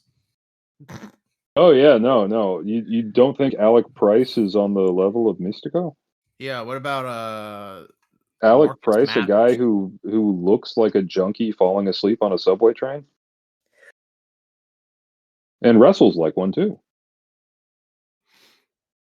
And not in What a a good way. funny list of matches. Not in a is. good way. Yeah, it's really weird how all the best ones are at the bottom, but This is a list that not one person listening to this will like this list. And that's what it's all about. That's what we're here for. I mean, Tanner, when have we ever left any of these happy? I mean that's true, but man, like this one feels like especially fucked. You're the only one that feels this way about Mystico and MJF. I'm not even talking about like that. Like I'm happy with it. I just I'm interested. I think it's insane that the Dragon Gate tag is at number 4, basically because we just didn't talk about it for a while. That's the magic of these shows, man. You gotta know. If you like something, just shut up. Thank you, Matt Griffin versus Dave Manders. Look, Are you, I almost are you telling me that the Hangman versus Osprey would have survived if I just would have left it alone? Oh, way longer. It would have made it No, further I- for sure. I would have been gunning for anything Adam Page before long. I almost got Avisman versus Aragon. On here. Yeah, that was really the test It's of so don't close. say anything. Mine was I do Plata think- versus I do Cerebro think we need to give a special shout out to Avi's man just for looking like a fucking little freak.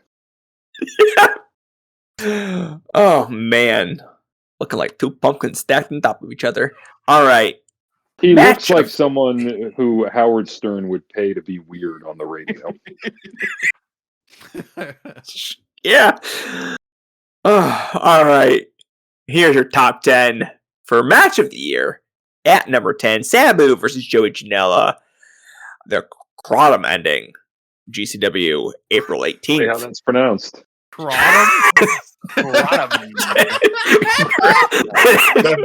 That Yeah, sounded I'm luxurious. gonna go take some Kratom and watch Skybity Toilet. Yeah. Number 9, Sasha Takeda versus Slade. GCW August 23rd. 8, Hiroshi Tanahashi versus Danshoku Dino from DDT August 31st. 7, Demus versus El Hijo de Fishman from Zona 23 March 9th. At number 6, QT Marshall versus Paul Walter Hauser from Ring of Honor August 29th. At number 5, Dominic Guarini versus Mad Dog Connolly from DPW August 10th. At number 4, Dragon Dia and Yuki Yoshiaka versus Jackie Kamea and Rieta from Dragon Gate on November 3rd. At number 3, Kazusada Higuchi versus Shinya Aoki from DT May 6th. Number 2, John Moxley versus Kyle Fletcher from AEW December 27th. And at number 1, it is Mystico versus MJF from CMLL September 19th. Man. We did it. No objections were had. Got the Honestly, a right top. perfect list. Got the right top 3. Wow. What a run. What a run. Folks, What a list. this has been part 1 of the FKA ABTSs. So we'll be back with another episode this week to go through promotion of the year, tag team of the year, and wrestler of the year. See you then.